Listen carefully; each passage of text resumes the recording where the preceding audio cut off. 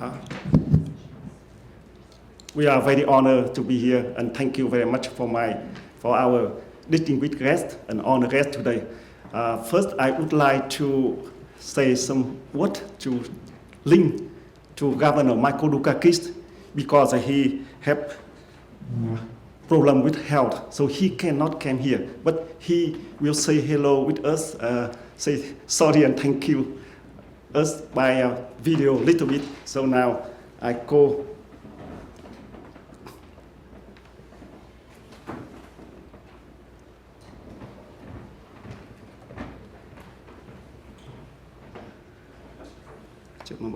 I go by FaceTime.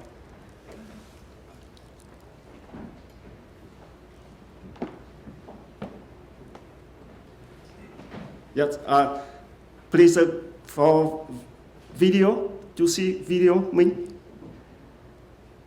Video, we'll go again by video.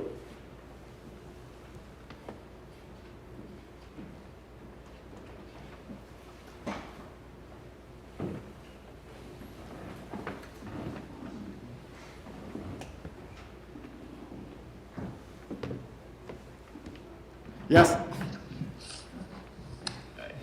Yes, Governor. So, Governor, please say a few words. Yes, this is the Governor picture from his house. Dear Mike, you hear me? Yes. So, yeah. Please say hello and to our distinguished guests. Our distinguished guests came already and ready for conference. We are very sorry cannot see you this time. I had a slight fall and I'm getting better, so that's good news. Shall we begin? Yeah. Ben? Yes. Yes, Ready? ready. I'm honored to announce that Emmanuel Macron, the President of France, is this year's recipient of the Boston Global Forum's World Leader for Peace and Security Award. He has distinguished himself as a political leader and public servant, culminating in his leadership role as the 25th and current President of France since 2017. Emmanuel Macron studied philosophy at Paris Nanterre University, after which he earned a master's degree in public affairs from Sciences Po and graduated from École Nationale d'Administration. His early career included positions with France's Inspector General of Finances and the investment bank Rothschild and Company. Yep. 1914 to 1916. Yep. I'm sorry, 2014 to 2016. Under President Francois Hollande, he served as France's Minister of Economics, Industry, and Digital Affairs. This experience prompted him to launch the En Marche political movement in 2016, which paved the way for a successful presidential bid. As President Macron has enacted major domestic reforms, including changes to labor laws, taxation, and pension systems, while leading France's transition to renewable energy. In foreign policy, he has advocated for a more integrated and believing that a united Europe can be a force for global peace. He has strengthened France's international relations through strategic bilateral agreements with European nations and engaged in critical global trade negotiations. President Macron has been proactive in Middle East diplomacy, engaging with regional leaders to promote peace and stability. His efforts extend to fighting climate change and poverty through the Paris Pact for People and the Planet, which unites nearly 70 countries and the One Planet Summit, which has fostered international cooperation and environmental action. In response to Russian invasion of Ukraine, President Macron has emerged as a leading European advocate for Ukraine's sovereignty and territorial integrity. He has rallied the EU members to impose sanctions on Russia and provided crucial humanitarian and military support to Ukraine, while championing increased EU defense spending and the bolstering of NATO's Eastern Front.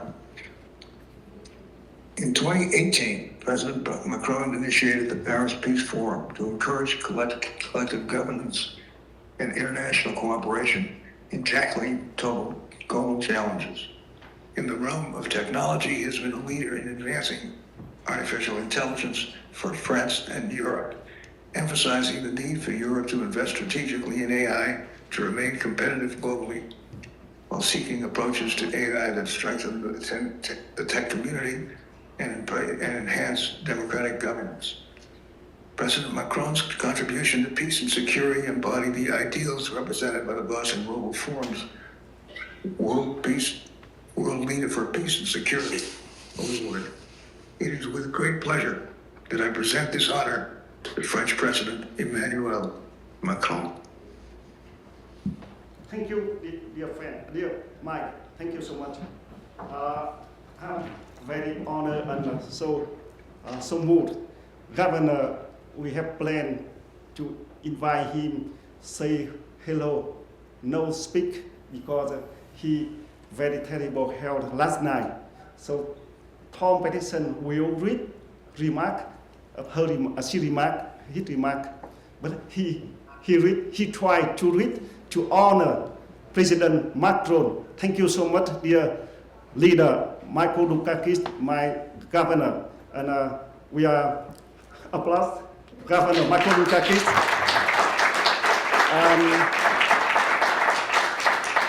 And we honor President Macron of France. We honor President and honor France with his great contribution to peace, security in France, Europe, and the world by video. And we will continue because that is we little bit change. That is Tom welcome first, so Governor's speech and video. But now little bit change, but very lovely with Governor. Thank you so much. So now we play video.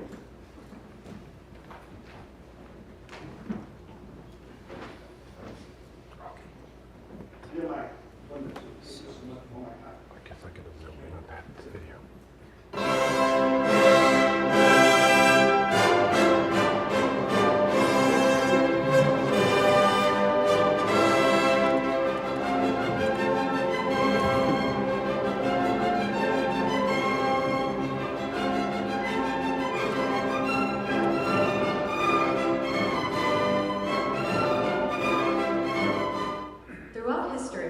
The pursuit of peace and security has been the cornerstone of global progress. Leaders who dedicate their lives to these ideals inspire nations and bring hope to millions. Since 2015, the Boston Global Forum has honored such visionary leaders with the World Leader for Peace and Security Award. This prestigious accolade recognizes those who have made remarkable contributions to fostering peace and ensuring security around the world.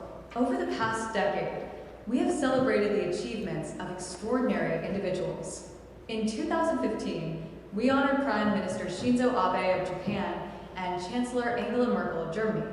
Their steadfast leadership and commitment to diplomacy strengthened international relations and promoted stability in their regions and beyond.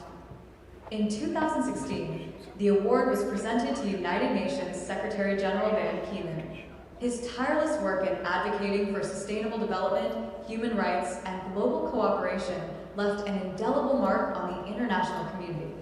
In 2017, President Thomas Hendrik Ilves of Estonia was recognized for his visionary leadership in digital governance and cybersecurity. His efforts in promoting e-governance and defending digital infrastructure have set new standards for national security in the digital age. In 2018, President Sauli Niinisto of Finland was honored for his commitment to peacekeeping and mediation in international conflicts. His advocacy for dialogue between East and West has been pivotal in maintaining stability in the Baltic region and beyond. In 2019, Vera Freiberger, president of the World Leadership Alliance Club de Madrid, the former president of Latvia, was recognized for her unwavering dedication to democracy, human rights, and the integration of Europe. Her leadership has been instrumental in advancing democratic values and unity across the continent. In 2020, Ursula von der Leyen, president of the European Commission, was honored for her efforts in strengthening the European Union and promoting collective action on global challenges such as climate change, digital transformation, and public health. In 2021, Speaker Andreas Norlin of the Swedish Parliament was recognized for his commitment to upholding democratic principles and fostering political dialogue. His leadership has reinforced the importance of parliamentary democracy and transparency in governance. In 2022, President Volodymyr Zelensky and the Ukrainian people were honored for their courage and unwavering determination in the face of adversity. Their steadfast commitment to sovereignty, democracy, and peace has inspired the world. In 2023, Mata Amritnandami Devi, affectionately known as Alma, was recognized for her lifelong dedication to humanitarian efforts, compassion, and spiritual leadership. Her message of love and service has touched millions and contributed to global harmony. Each recipient has continued to shape the course of world events, upholding the principles of peace and security. Their collective efforts have made our world safer and more united. Following the tragic assassination of Prime Minister Shinzo Abe, the Boston Global Forum established the Shinzo Abe Initiative for Peace and Security. His vision continues to inspire efforts toward peace, ensuring his legacy lives on through initiatives that foster global understanding. Now, in 2024, we mark a significant milestone, the 10th World Leader for Peace and Security Award. We are honored to present this year's award to President Emmanuel Macron of France for his exemplary leadership in promoting peace and security in France, Europe, and the world. President Macron has been a driving force in mediating international conflicts and advocating for diplomatic solutions, strengthening the European Union as a unified entity for global stability, leading initiatives against climate change and poverty through the Paris Pact for people and the planet, advancing innovation in artificial intelligence while emphasizing ethical considerations and democratic values. The Boston Global Forum is proud to work closely with these visionary leaders. Together, we strive to address the most pressing challenges of our time through dialogue, innovation, and shared commitment. As we celebrate the 10th anniversary of the World Leader for Peace and Security Award, we reflect on a decade of inspiration and progress. We look forward to continued collaboration with global leaders who are dedicated to building a more peaceful and secure world for all. Join us in celebrating these champions of peace and security. Together, we will make a better world.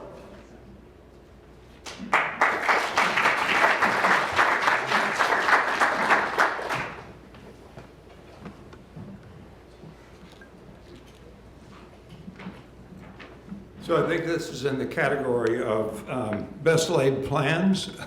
We had planned to start with some welcoming remarks and then introduce the governor to say a few words and then read the accolade to President Macron. But all of that's been done. But on behalf of the Boston Global Forum, welcome.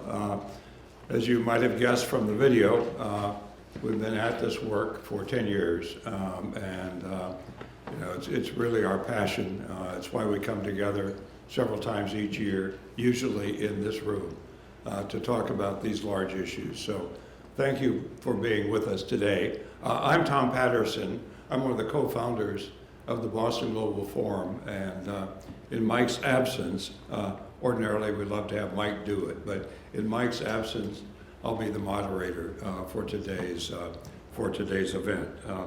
And we're really honored this morning to have with us France's Consul General in Boston, Mustafa Soykert, and he's going to read President Macron's acceptance letter.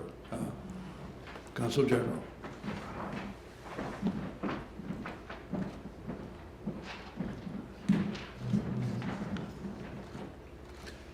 Ladies and gentlemen, I am not Emmanuel Macron. I'm sorry. But well, I'm going to read a speech he sent this morning to you, and it starts by, my dear friends, I'm happy to and proud to receive on behalf of France your annual award for peace and security. I wanted to take the time to tell you this warmly through this message, read aloud. This oral reading remains, in these times of artificial intelligence, perhaps the most revolutionary of practices, the best guarantee against deepfakes. I say this with a bit of humor, but ultimately these are the real issues: the regulation of our digital order and the governance of artificial intelligence. Indeed, I believe that our heritage of political modernity, the foundation of our Western democracies, is threatened at its very core.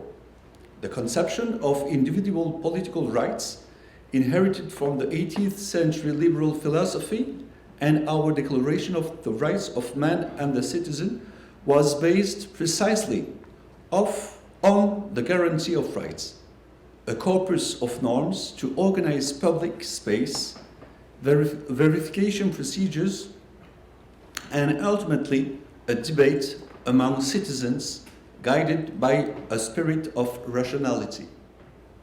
All this presupposed a shared conception of progress, supported by science as an authority, faith in the human spirit to understand the world's rationality, and the quest to elucidate reality through the efforts of collective wills. Alas, it suffices to open any social network to observe that this conception is no longer prevalent.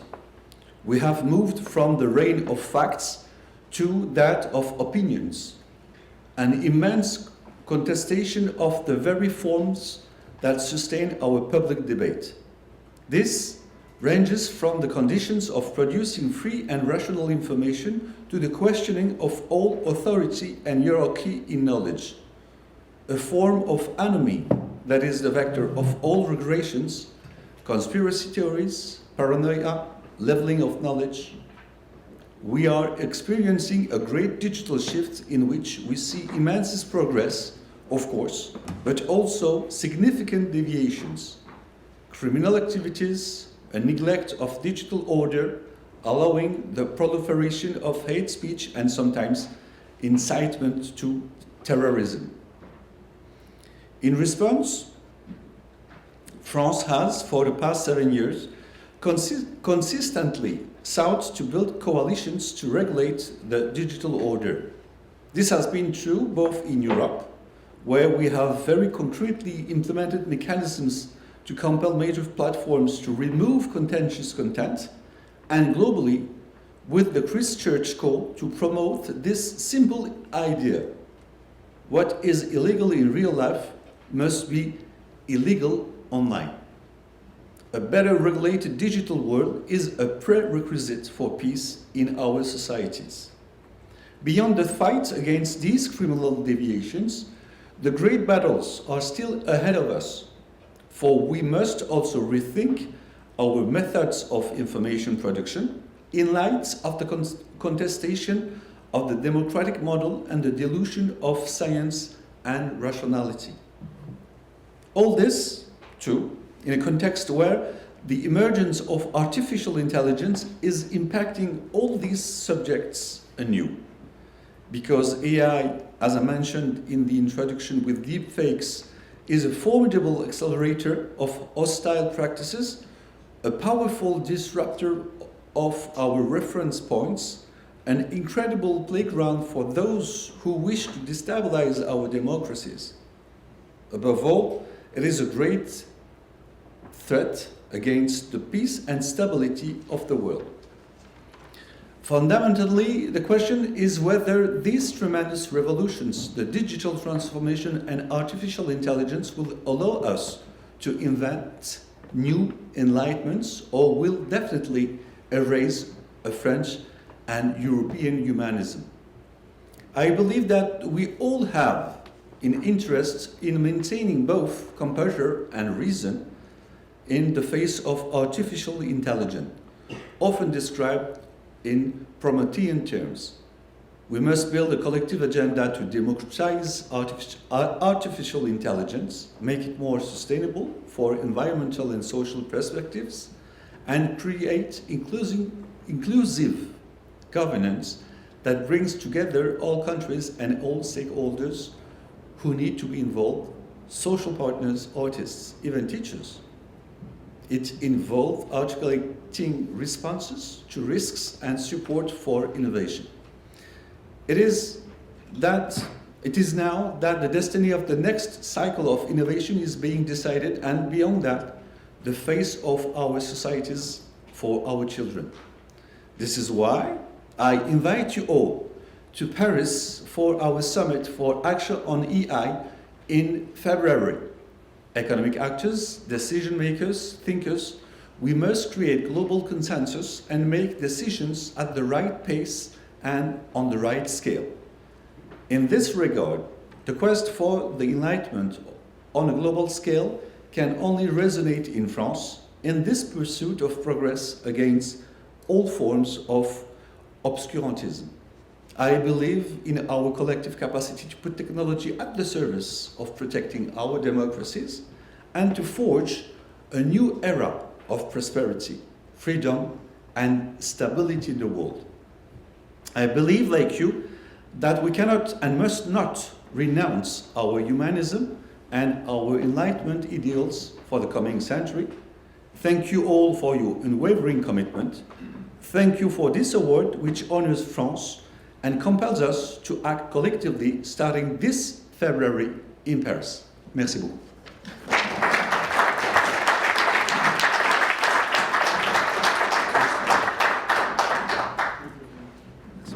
And go this way.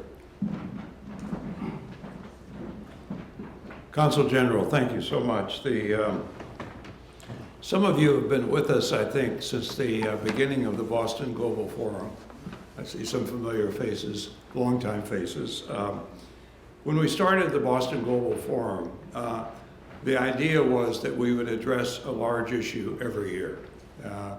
And the first year, we addressed the problem of international labor around garment workers in response to the tragedy at Rana Plaza in Bangladesh.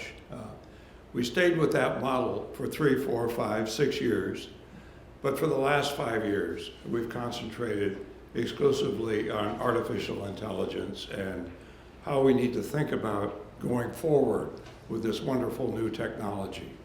And I want to thank President Macron for a letter that provides, I think, the strongest justification for the agenda we've been pursuing. So thank you again, Consul General. We will deliver a full text speech about Macron practice and full lecture and speech of President Macron to all. And next we have some special remarks from the Honorable Elizabeth Moreno, former French minister. She's the representative of the Boston Global Forum in Africa. AIWS for New Democracy is the topic of her discussion. She's joining us online.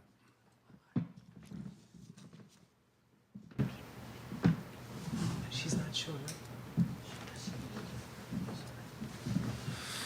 Can you hear me? Yes. Okay, wonderful. Good morning and good afternoon to everyone. It is an immense honor to address such a distinguished audience today, filled with visionaries, innovators, and experts work whom are shaping the future of our world. And I'm particularly moved by the Boston Global Forum's recognition of President Macron for his resolute commitment to peace, security, and his advocacy for artificial intelligence as a force for the good of humanity. Having had the privilege of working closely with him during my time as a government minister, I can attest to the sincerity of his vision and the depth of his determination. Though certain political and geopolitical demands kept him from joining us today, he's deeply touched by this recognition and asked me to convey his gratitude to you all but the way the General Counsel read his letter do not need me to add more to that.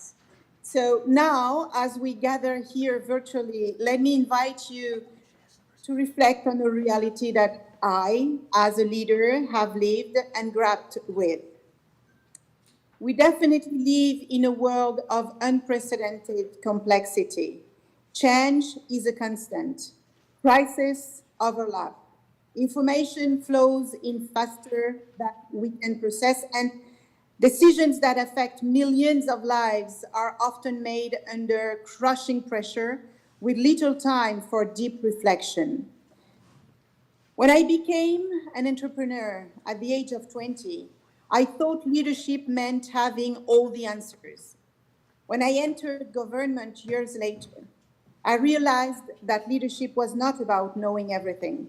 It was about navigating the unknown, making decisions in uncertainty, and remaining grounded in the realities of the people you serve. But let me be honest, this is easier said than done. As a young business leader, I often felt trapped in a bubble. I was surrounded by voices that reinforced my own perspectives. Later in politics, I experienced the same challenge on a larger scale. The system around leaders often isolates them. You are advised by people who share your background, who read the same publications, and inhabit the same intellectual circles. While this can provide some comfort, it also creates blind spots that can be dangerous ones. I vividly recall moments when, despite my best effort, I felt disconnected. Whether it was running a company or sitting in a ministerial office, there were times I questioned if I truly understand the realities of the people I was making decisions for. Those were humbling moments, but they taught me something invaluable. Leadership is not about staying in control. It's about staying connected. The challenge and the opportunities that the AI is offering are immense because this disconnection between leaders and the people they serve is at the heart of why so many citizens today feel mistrust in both political and business leadership. And yet, this very challenge is where I see the greatest opportunity. In this moment of complexity and disconnection, artificial intelligence offers us a chance to reimagine leadership, not to replace it, but to enhance it.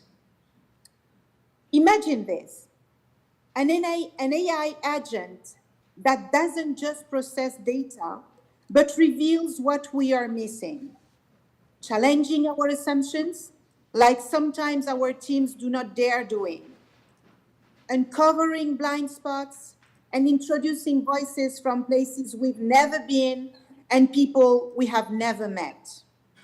Imagine an AI system that helps leaders better understand the world complexities, not as abstract concepts, but as realities shaped by diverse lives, cultures, and experiences. Imagine an AI partner that frees leaders from the grind of routine tasks, giving them time to focus on what truly matters: people, strategy, and vision. I really wish I had had such a tool earlier in my career. The ability to see beyond my immediate environment, to be challenged constructively, and to use my time more effectively would have made me a better leader, more informed, more connected, and more compassionate. For AI to truly transform leadership, it must embody four critical values: transparency, inclusion, accountability, and compassion. Transparency, because leaders cannot lead with integrity if they do not understand the systems guiding their decisions. AI must be clear, explainable, and trustworthy. Inclusion, because AI must reflect the diversity of the world we live in.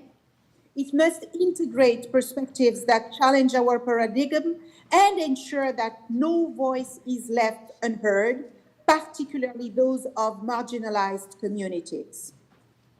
Accountability, because leadership and AI must be held accountable for their decision and the impact they create. AI systems must track outcomes, provide clarity on decision-making processes, and ensure that both leaders and technology remain answerable to the people they serve. Accountability ensures that leadership is grounded in trust, fairness, and a commitment to continuous improvement. And finally, compassion. Of course, AI cannot be compassionate, but we humans do have this compassion. Because above all, AI must remind us of the humanity behind every single decision. Data may guide us, but empathy must shape us all. This is not just a technical challenge, it is a moral and philosophical one. Leadership in the 21st century is not just about making the right decisions, it's about breaking out of bubbles, rejecting the comfort of sameness, and embracing the full complexity of the human experience. AI can help us do that, but only if we design it with purpose. As members of this forum, as creators and thinkers, the responsibility lies with us. Let us build tools that open minds, broaden horizons, and reconnect leaders with the realities of those they serve. Because in the end, leadership is not about power. It is about connection. It's about understanding that every decision we make ripples out into the lives of countless others. And if we can use AI to make those ripples a force for good, then we will have done something truly extraordinary. Ladies and gentlemen, I'm very grateful for your time, for your vision, and your dedication to shaping a better world.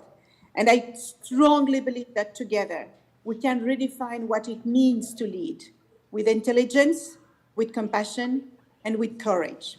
Thank you.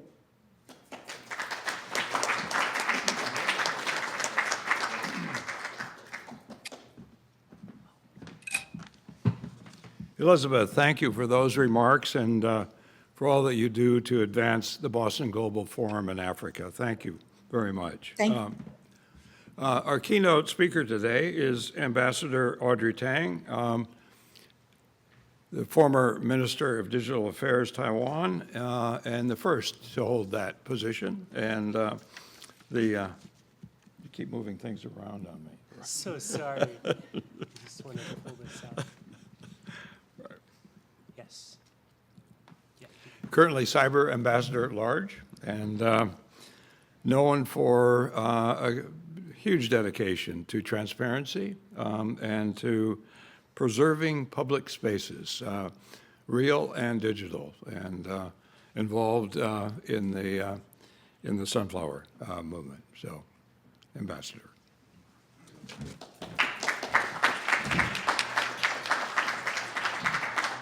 Let's play the video Yeah. first. Yeah, there's 3 minutes. Yeah. Before we start, I'll just play a quick video.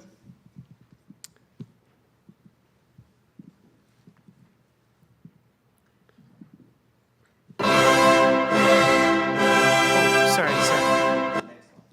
Yeah. That's a very nice video. It is. We can keep watching. Across the world, democracy is on a decline. Authoritarianism is on the rise. Global freedom has eroded for the 18th consecutive year.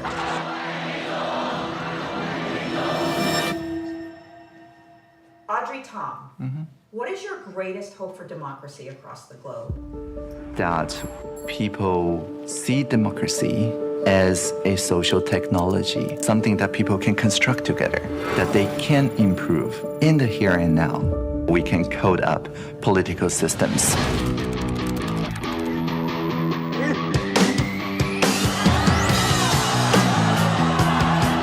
The Sunflower Movement was a real turning point for Taiwan's democracy. When the Sunflower Movement happened, I said to my colleague, I have to leave now. Democracy needs me. I brought a very long cable for internet connection. I live streamed through Twitter. Everybody saw it is possible for democracy to evolve, to come up with novel policies simply by asking the people, what should we do together?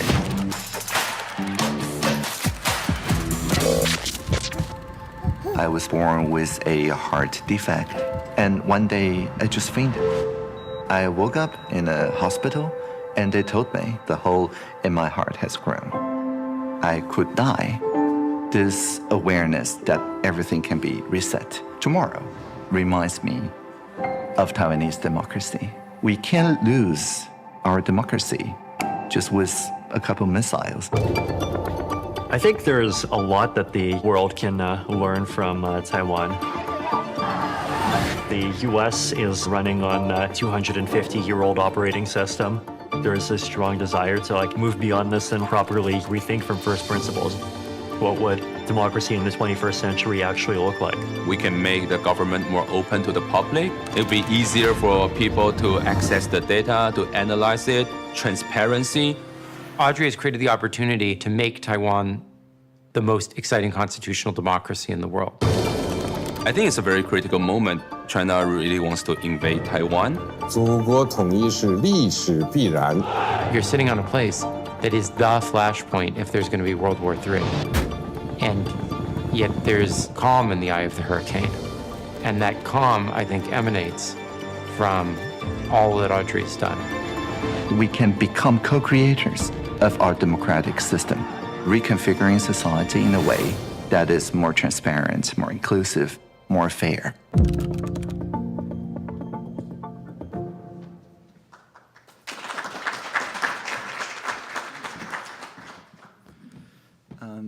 Dear Excellencies, across the world, colleagues, we don't have to play everything twice.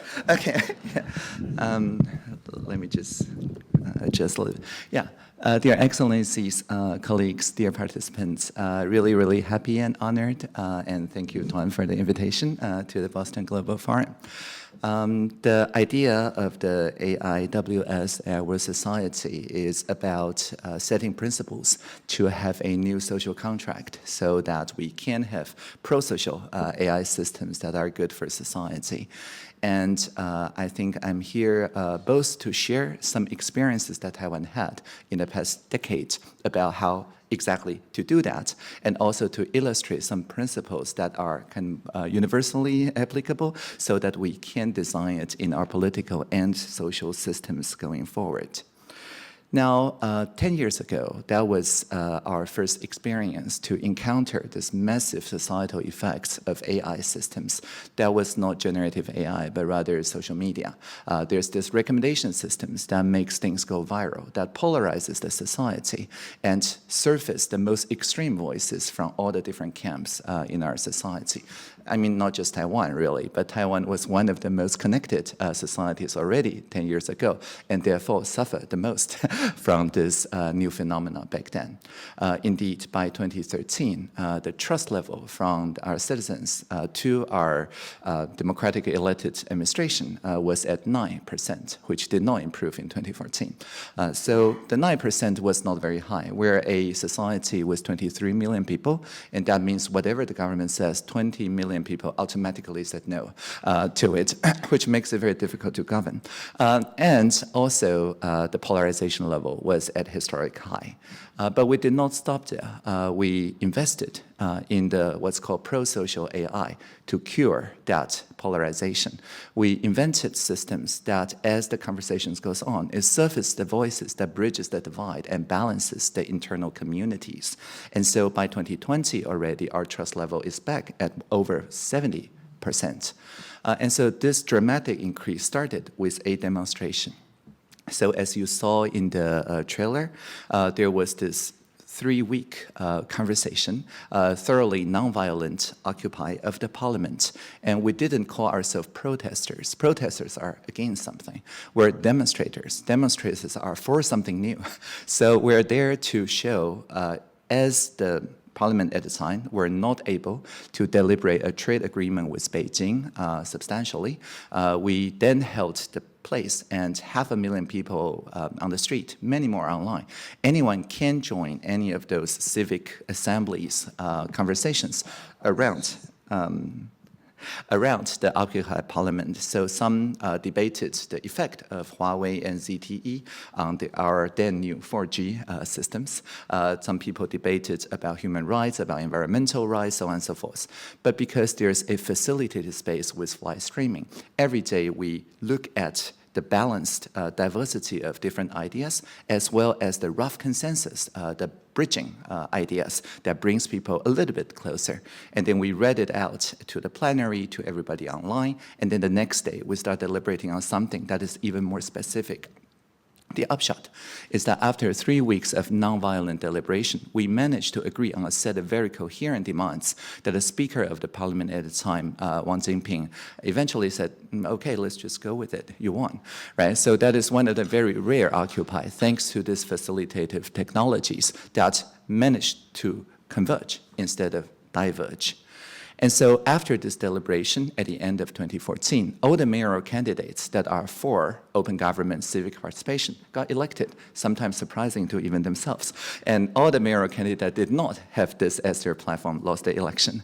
And so at the end of that year, we, the civic activists, were invited as reverse mentors, young advisors to the cabinet to develop this system so that people can have a similar demonstration online without the need to occupy the parliament for each controversial issue.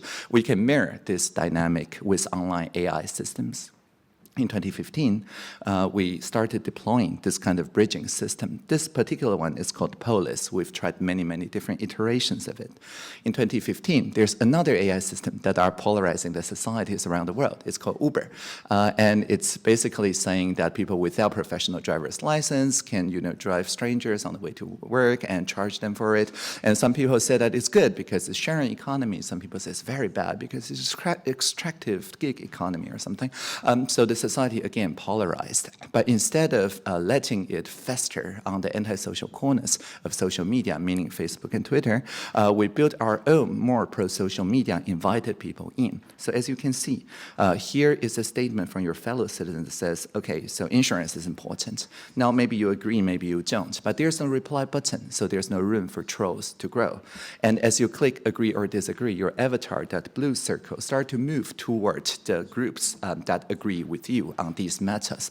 The area of the group is measured by the diversity, the plurality, not the head count. So even 5,000 people come here, vote exactly the same, it would not actually increase the group. So what it does is that it makes transparent what the social media companies are hiding from its users. Instead of the antisocial corner social media that does targeted advertisement using the social fabric but strip mines the social fabric because people are trapped in their isolated timelines, this makes it radically transparent what exactly are the gaps in our conversations. And we also said that we only hold ourselves to account to the ideas that cuts across all four groups. So only if you can propose something that all the different groups, including the minority groups, all agree. Otherwise, your idea will not set the agenda for our Uber conversation and lawmaking. And so this is an incentive to raise to the top, not to the bottom of the brainstem, so that people really thought very, very hard about what is the kind of statement that can cut across. For example, people would have nuanced ideas like surge pricing is fine, but undercutting existing meters is not. Or that if we offer Uber a license to operate in urban areas, so should the rural co-ops, and so on and so forth. And so these very diplomatic, nuanced ideas eventually came to the top after 3 weeks of online conversation, and you literally saw those groups converge to the middle. And so by representing fairly, balancing, and bringing across, bridging, the balancing and the bridging algorithms at the end of the day shows people this picture. And people can very easily then say, oh, actually, the antisocial corner of social media led us astray because we devote all our calories on the 5 divisive statements and thought that there is, oh, there it is, and we extremify, the sounds from the other tribes. But actually, we do agree with most of our neighbors on most of things most of the time. It was just not reflected back to us because that was not good for selling advertisements or something. And so that is the part of the pro-social media that we bring to the table. And once people get exposed to this kind of picture, it just depolarized the society on that particular topic. And research showed that when somebody engaged in a deliberation of this sort, for the next year or two on this topic, they cannot be polarized again. They cannot be mobilized on outrage or hate and so on. And so in a sense, this is a civic competence. It is not literacy in terms of individual to individual consuming of media. This is the competence exercising the civic muscles so that people become, again, a polity instead of divided. So in 2019, we installed in our curriculum, all the school children are now required, instead of literacy classes, taking competence classes so that they contribute to the fact-finding, they contribute to this kind of consensus making. It's not just limited to Taiwan because our contributions are open source. So at the time, Twitter adopted the Polis algorithm into Birdwatch, now community nodes. Maybe some of you have seen in some of the viral posts on x.com now, maybe from Elon, there is a note that's very sticky. You cannot repost it without also carrying the notes. And the note actually surfaces important context so that you're not led astray by the absurd claims, right? By the parent note, by the parent post. But how does those community notes get selected? Again, exactly the same algorithm as the Polis algorithm. Anyone can contribute notes, but the algorithm shows maybe the wing on the left is a cluster, the wing on the right is the cluster, but only the notes that are broadly helpful, meaning if both groups that don't usually agree on one another's ideas, both happen to agree on something that's broadly helpful, do the notes get surfaced to the top because it is bridging. As we can see, x.com is a more polarized society than Taiwan. Instead of broadly helpful dominating, the left wing and the right wing actually dominates, but there is still some broadly helpful nodes. And now we're working on the idea of a supernode, which is a language model, an AI, that takes the scattered dots on the top, the broadly helpful notes, and write something that describes the entire overtone window. And again, research shows that if people see this synthesized supernodes, again, it very much quickly depolarizes the society because people can see exactly where the overtone window are. And we're now working with Google Jigsaw to also deploy this technology to YouTube as well as other Google-based platforms. Now, to recap quickly, the core insight here is that instead of individuals receiving their own timelines and therefore polarizes people because we can't even share what is actually on our timeline, this idea of plurality, which is symbolized by this overlapping dotted squares, says that connection between individuals should be the first-class objects. Once we discover that we form some groups, we can then surface a common experience to the group. And the common experience that cuts across groups, for example, for all the Taiwanese people, regardless of their party affiliation or ethnic or religion, winning the baseball together was kind of a shared experience. So if we share that experience, it automatically brings the groups closer because then we can refer to a shared peak experience that then describes the common ideas. And there's all sorts of ways of doing that. In the plurality book, which is freely available online, we look at the current ways. For example, across two people, there's intimacy, which is very high bandwidth, but very small amount of people. Conversation, which is maybe thousands of people using natural language. But once you hit like millions of people, tens of millions of people, you can only use voting, which is a vector, or capitalism, which is a scalar. So currently, there's this productivity frontier that makes us do a trade-off between the depth of conversation and the breadth of conversation. And the pro-social technologies that I just described is about pushing rightward and upward, using AI so that we can have the same depth of conversation but with more people, or with the same amount of people but deeper. And so I'm going to illustrate with some concrete examples because this can get very abstract. So President Macron, in his message, talked about deepfakes and how it led people astray from common facts into just individual opinions. In Taiwan, we also feel that threat very much. So this March, we started a alignment assembly, a citizens assembly online to align AI systems so that the people doing deepfakes online can get some sort of pushback, and we want the social media platforms, the advertisement platforms, to assume liability if they let those deepfakes run rampant. But again, Taiwanese people don't like government censorship. So where exactly is the Overton window? That is the question.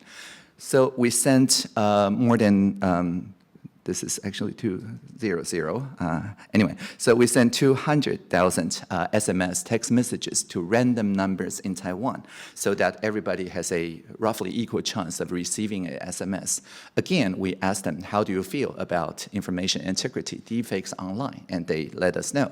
But we also asked in that survey that would you like to attend an online citizens assembly for like half a day, almost a day of time, and talk it through with your fellow citizens on what is acceptable and measure? A lot of people sign up.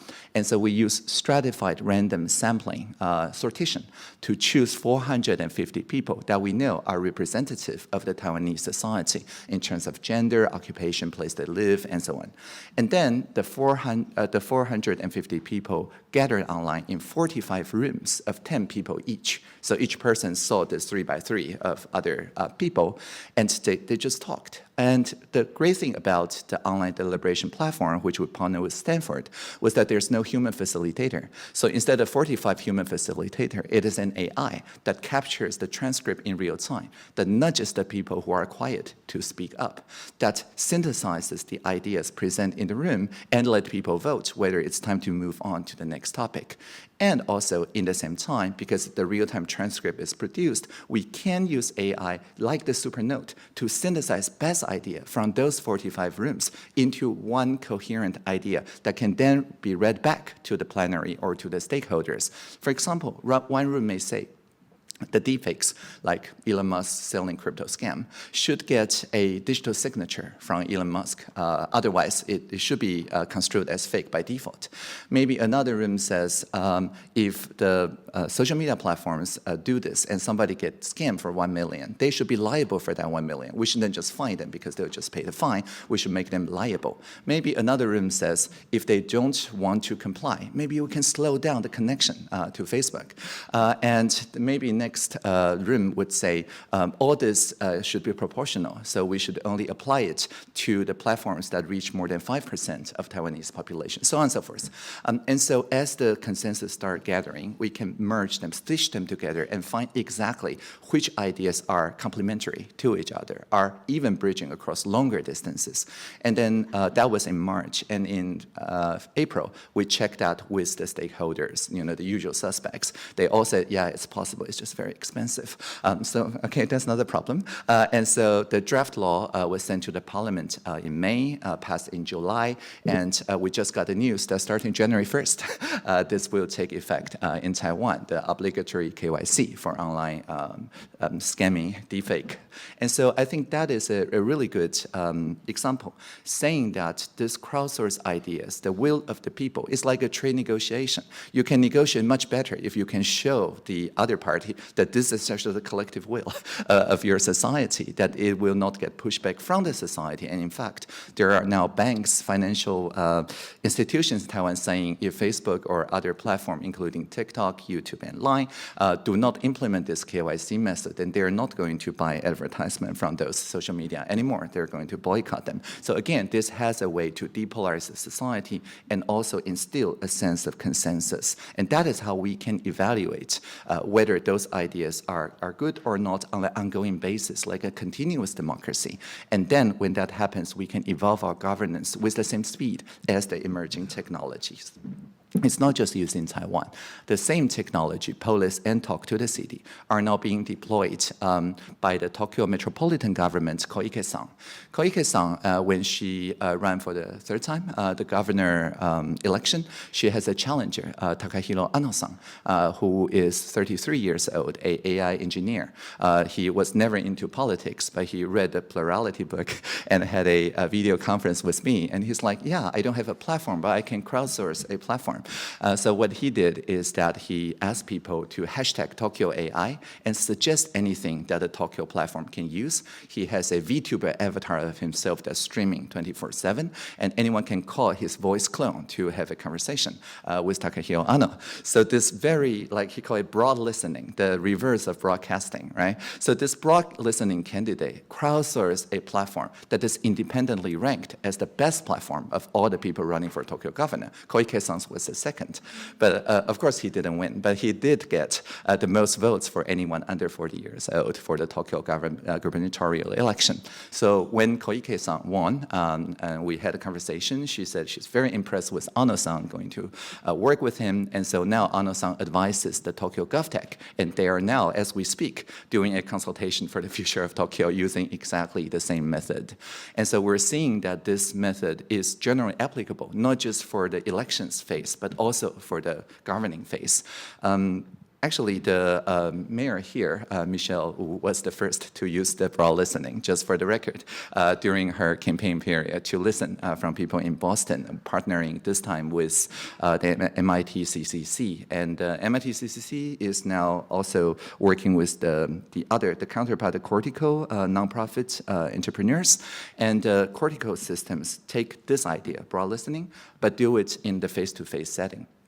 So that for each like school, for each like campus, for each maybe places of worship, for each places of journalism and so on, people can't just sit down and have a conversation on any topic with one of the participants' phone, but just recording this conversation. And now they have the research that can anonymize the conversation so that the nonverbal part, the prosody, gets retained, but you cannot identify back who said that. So it's good for highly controversial conversations about encampments, for example, and many other things. And so once this happens, again, using the broad listening techniques, they can do a sense making, showing the different, very diverse, polarized groups, what kind of utterances during those face-to-face conversations are resonating, both within the group, but also across the groups. And then they weave together using AI as a co-pilot, a medley, so that people can listen to that medley and know that people who we think are very polarized from us actually share some very basic feelings and basic facts. And again, there's research that shows that this really brings people together and has great peacemaking potential.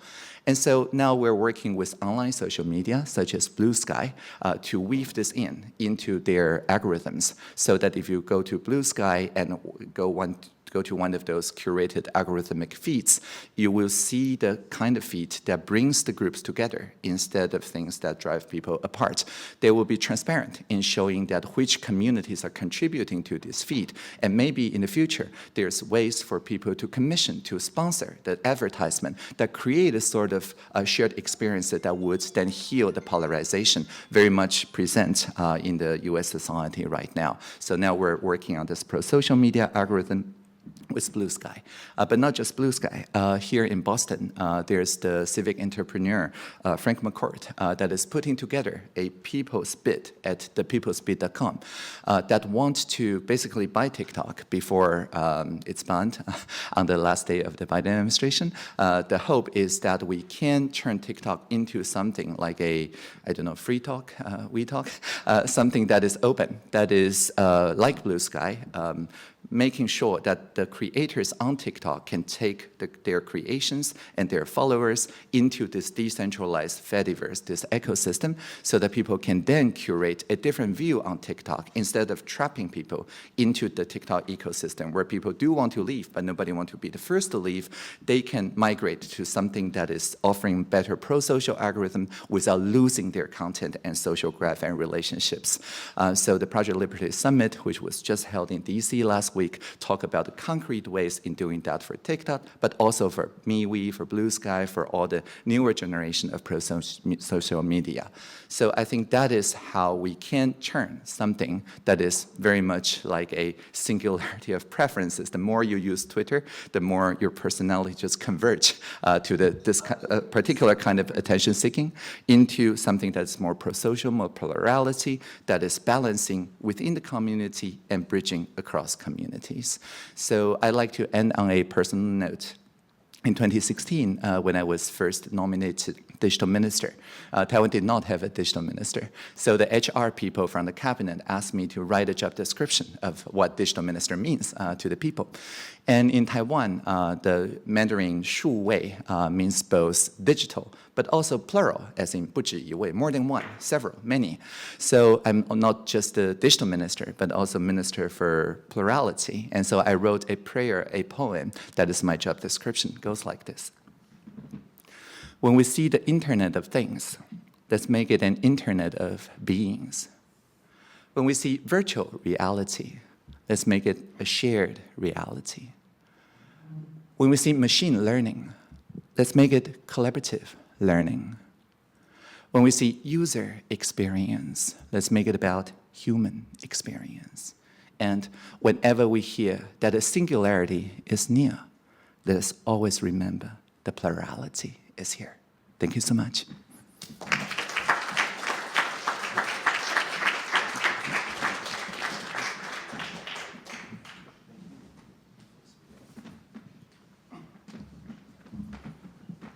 Ambassador, thank you so much. I thought at the beginning, when you talked about Taiwan being a model for what we could do, I was a little bit anxious about what would unfold, but I think you've shown us how Taiwan can be a model.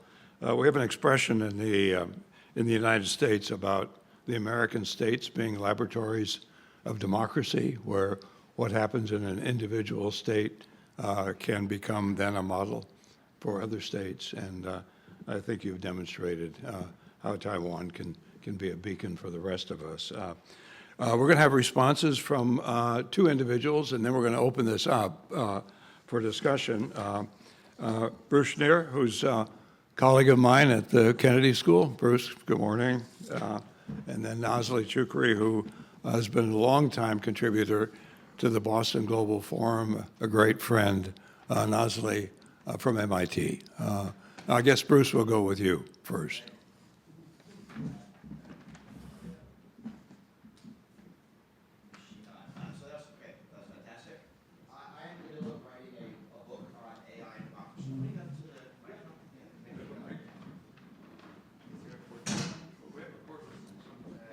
Too late.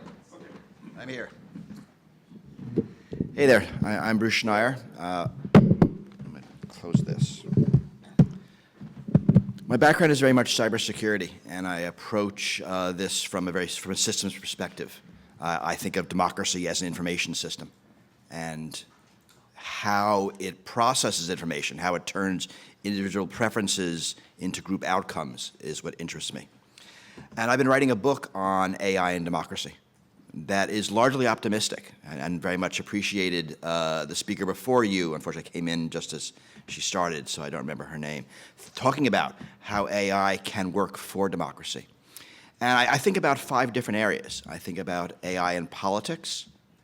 I think about AI in legislating, AI in bureaucracy, AI and the judicial system, and finally, AI and citizens, which is what Audrey so eloquently talked about. So right here, I would like to talk about AI and politics, since we just are coming off of a year, sort of a banner year for democracy in the planet. And it's worth taking stock on how things did. So I think it was actually pretty good. So I think one of the most obvious uses of AI is in language translation.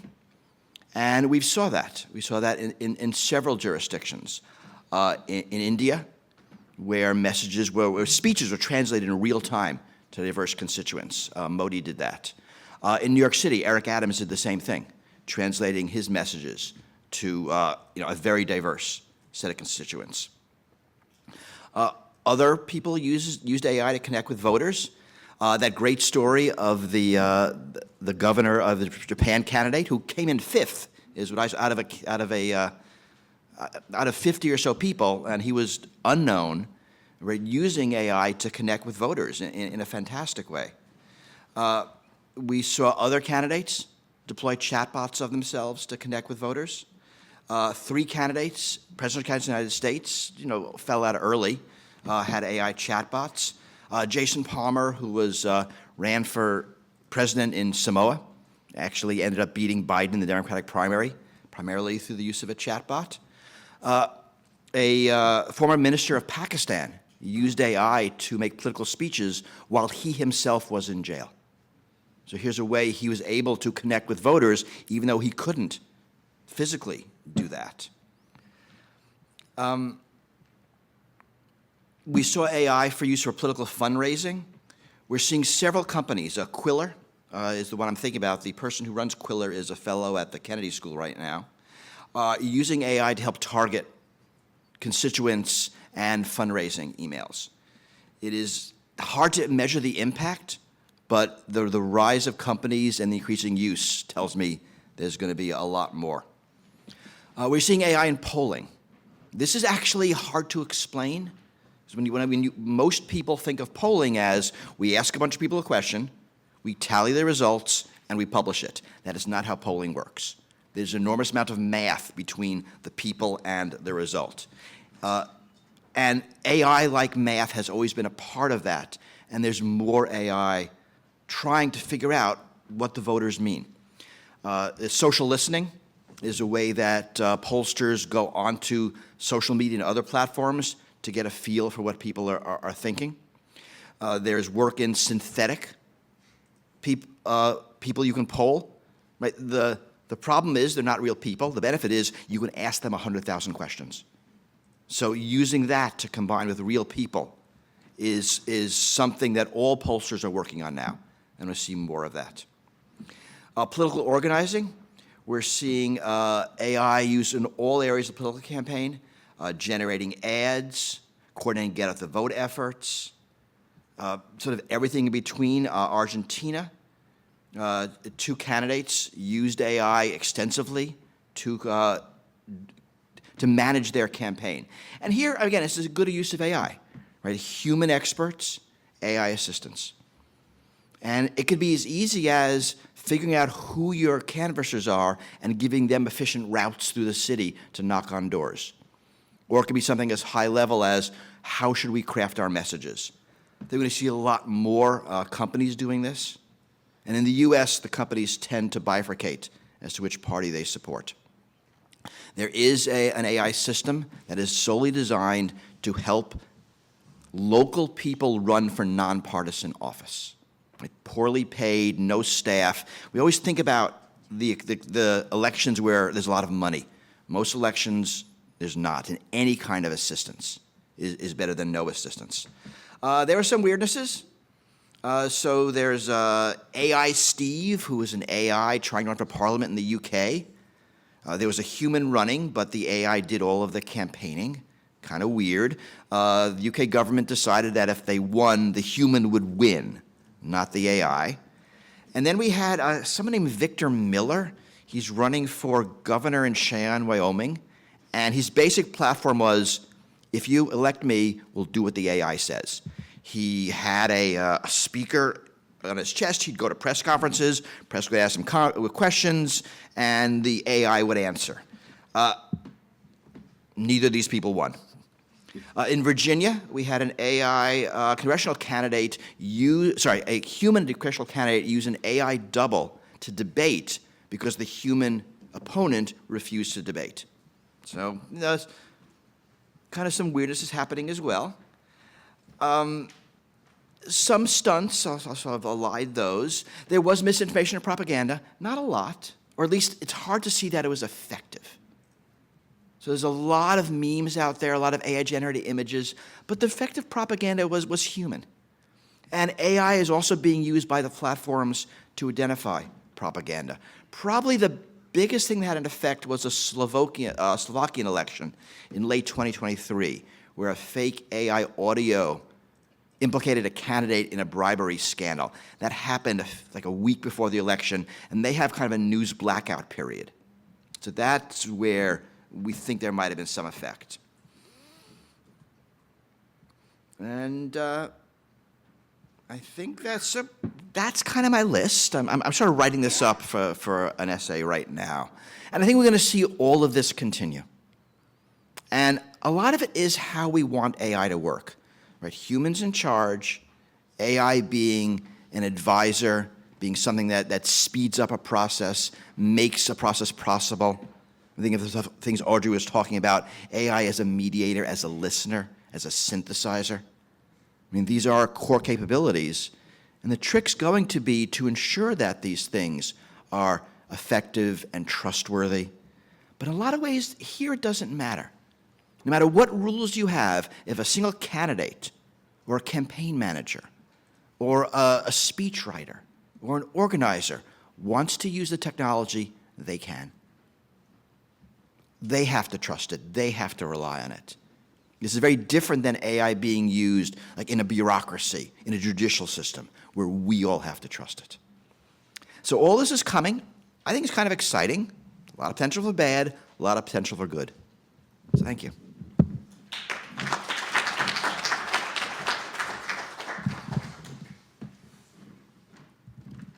Thank you, Bruce. Nasli?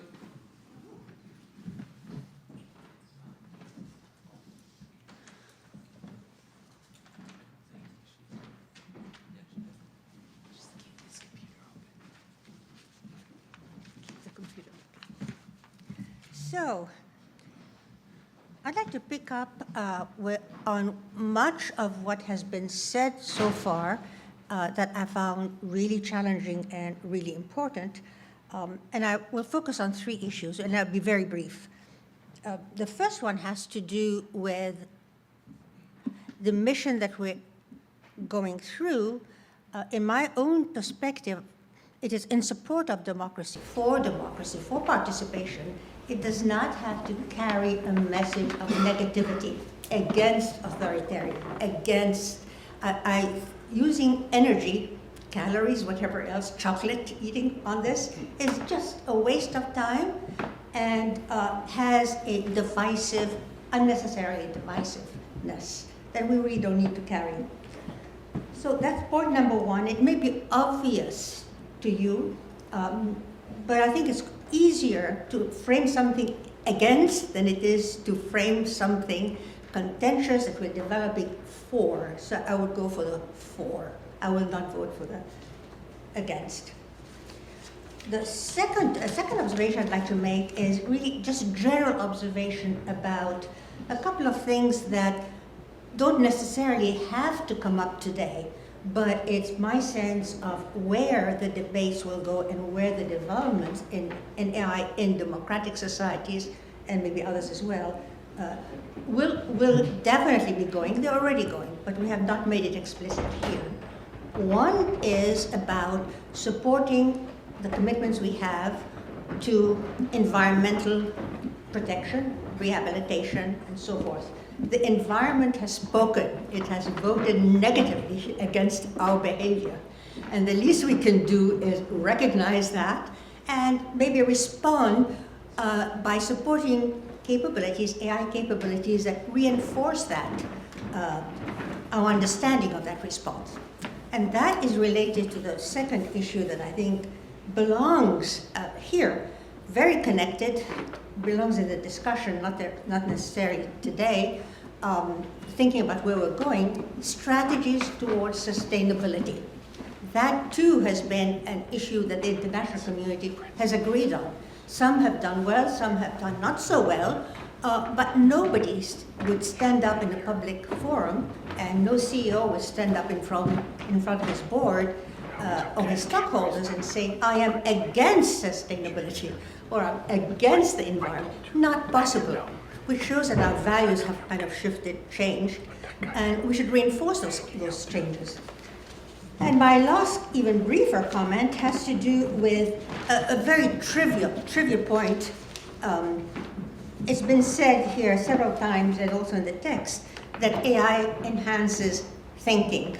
I would like to edit that by asking you to think about AI's enhancing creative thinking. And there's been examples in previous speakers today about the creative, as the creativity of the uses of the technology, but also the creativity that values creativity. So that's it, voila, thank you.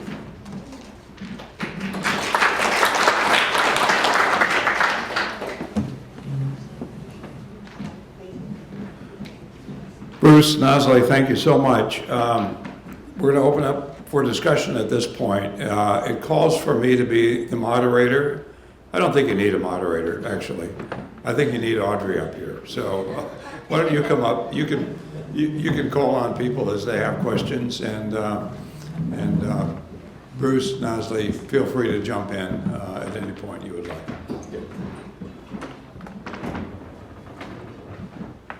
All right. So we have, 40 minutes or so? Yeah, so that's plenty of time for conversations. So would anybody like to share some thoughts, reflections? Yes, please. I'm a neurologist from the DC area, and I'm very intrigued by what you have done in Taiwan, and curious, how are you going to, or are you thinking about integrating AI into your medical system? That's a great question. Is there a wireless cordless mic somewhere? Yeah, that's a great question. In fact, we have this crowdsourced attempt to ask all our public servants to think about how to integrate AI with medical systems this year. Every year we have a presidential hackathon, and the idea is that like 200 or so teams across Taiwan with at least one public servant, one private sector, and one civil society band together and find out how one emerging technology can be applied to one area. So every year there's a different theme, and the top 5 team winning the trophy, which was a micro projector. So if you turn it on, it projects the president giving you the trophy. It's self-describing. What it does is that it promises anything that you did on the local level becomes a kind of digital public infrastructure for the next fiscal year, so that we can get CapEx investments on some of the most important things, for example, from previous presidential hackathons, the telehealth. Sorry, I think I touched upon this. Can we open it up so that it's live streaming? Sorry. Yes. So for the telehealth, for public key infrastructure that enable consent to be transmitted for telehealth, as well as for broadband as human right, and so on and so forth. And so I'm quite impressed by this year's presidential hackathon ideas about how AI can be used in healthcare. One particular exciting thing for me is the call to have a data fabric within our ministries, our different agencies, so that instead of the private data or the raw data being copied and therefore carrying all the cybersecurity problems, there's a public infrastructure plan for the next 3 years to build something like a workbench, so that people who want to do federated training, people who want to find out whether some algorithm works than others when it comes to predicting symptoms and so on, do not need to operate on the raw data by copying it or on a secure enclave or something, but rather can just work with synthetic data that retains the same usability as the raw data.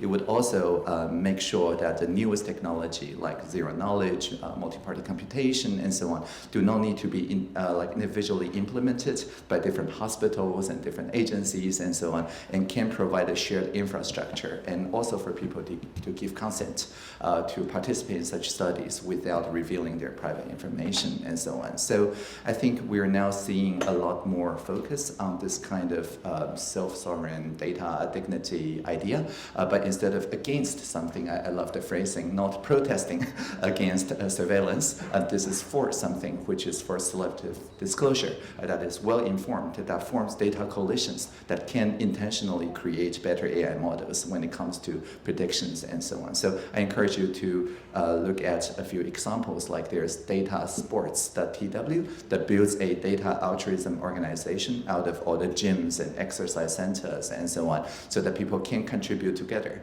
to enhance the sports science, for example, for baseballs, and also to advise people with different health conditions how to exercise better and so on. That is an ongoing project. Hope that answered your question. Thank you. So maybe here, sorry. Yeah. I'm Carolina Rossini, I'm Director for Programs for Public Interest Technology at AIWS.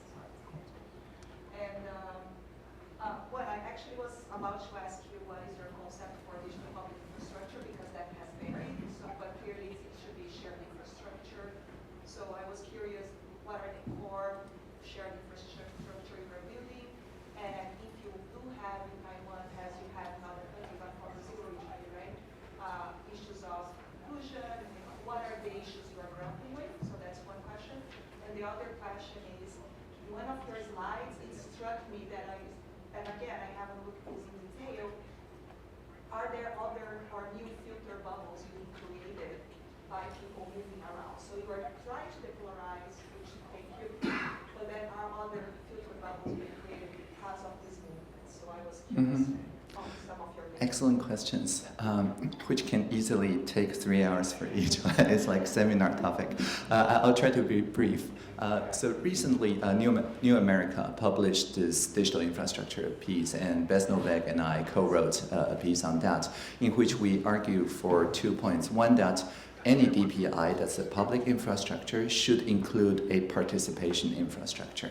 So it is not just building like highways and roads and train stations for the people, but rather with the people. Because the point of DPI is that we want interoperability. But what to interoperate? Only people closest to the pain know what to interoperate. So instead of the state doing this nitty-gritty micromanaging of what kind of on-ramp and off-ramp to connect to the infrastructure superhighway, we should instead adopt this idea of a public code, which is not just free software open source, but rather code that is rigorously tested in terms of cybersecurity, like SBOM and so on, and then people know that it's secure, it's trustworthy, and you can adapt it so that every metropolitan government, every city government can just start customizing it in a way that they want for the particular on-ramp and off-ramp to the DPI, and then the people who are using the system have some way, like the broad listening infrastructure and so on, to say, actually, we want it to work this way. We want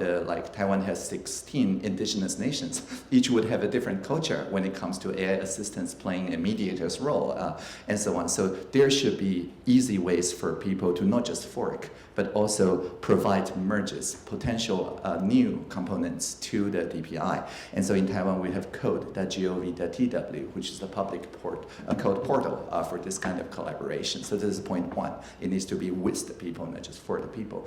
And the second is that it needs to extend to pretty much all the essential services, regardless of which stack they're on. So people know, of course, that broadband is a human right, should be DPI. Nobody contests that. If you're of the UPI/Aadhaar inclination, people think identity should be part of the DPI.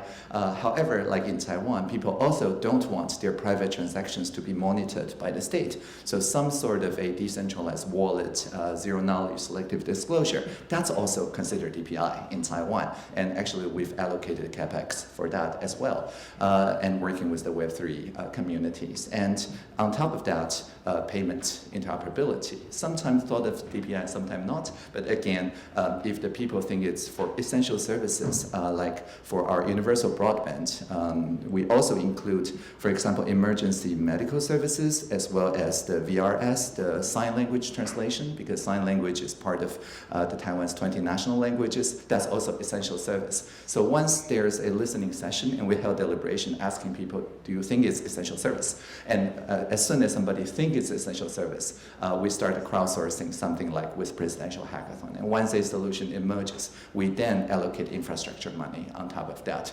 So not just the delivery should be participatory, the agenda setting should also be participatory. That's the second point.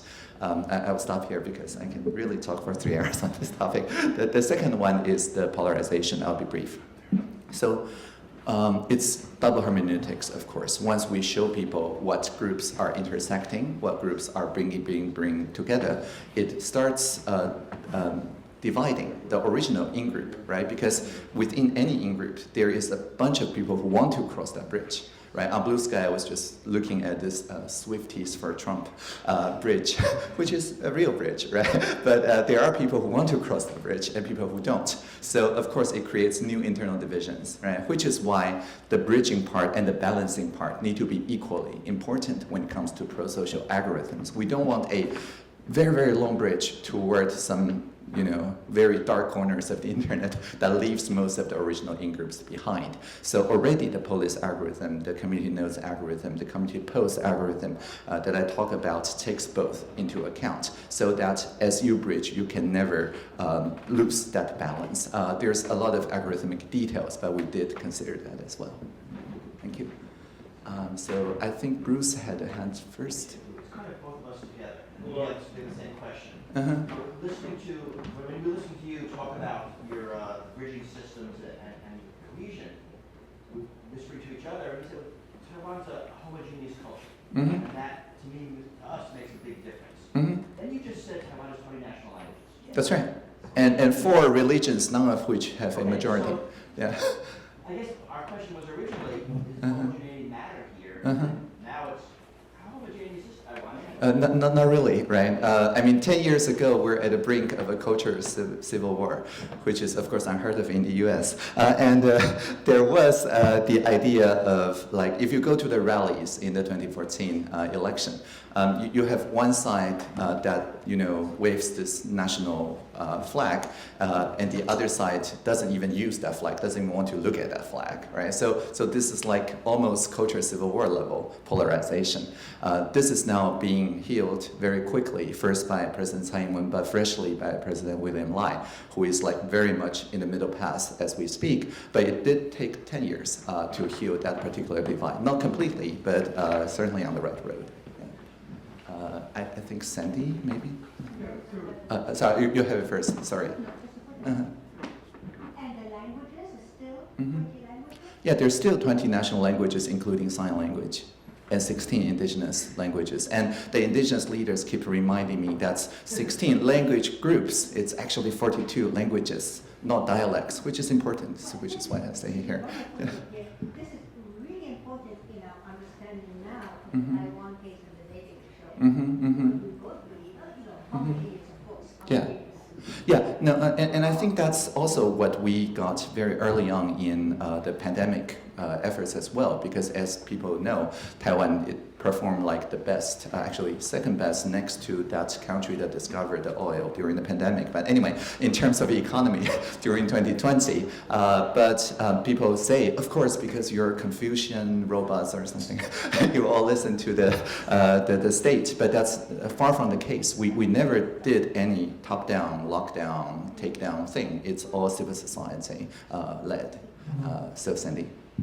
Yeah, so my MIT we work on helping digital infrastructure in the way that you were asking in medical, distributed identity.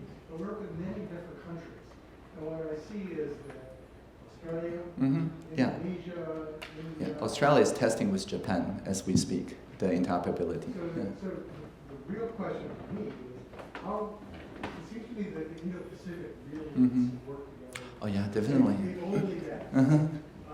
And one of the biggest elements that is the Canadian staff, the citizen staff, purpose with identity and most of that is being adopted by many countries. It would be really wonderful if there was interoperability between all of them. What do you think is going to happen? Yeah, definitely. I mean, I think, and that's one of the very good use of distributed ledgers. Maybe one of the very, very few. When international jurisdictions like, for example, Buenos Aires has this Quark ID. So they try it in their city, but not for the entire country.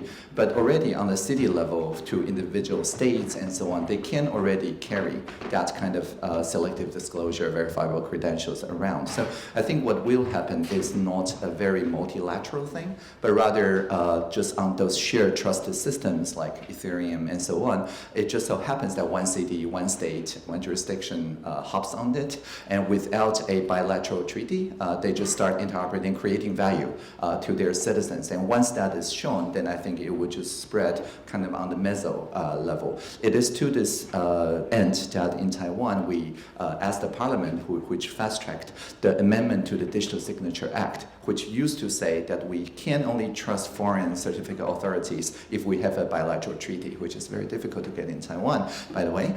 And then we changed it to say, oh, as long as the security standard is the same, it only requires the same technical interoperability in a trust system, which specifically could include, for example, Ethereum. So demonstrating value is the first step. That's exactly right, yeah. Showing that, because it's just like network effect. Yeah, if you just have two jurisdictions, well, they don't need a blockchain. But if it's 3, if it's 4, and it's creating a network effect, then interoperability starts to make sense. So, yes. Sure, at the Boston Global Forum. Oh, there's a microphone. We talk about AI and democracy and governance.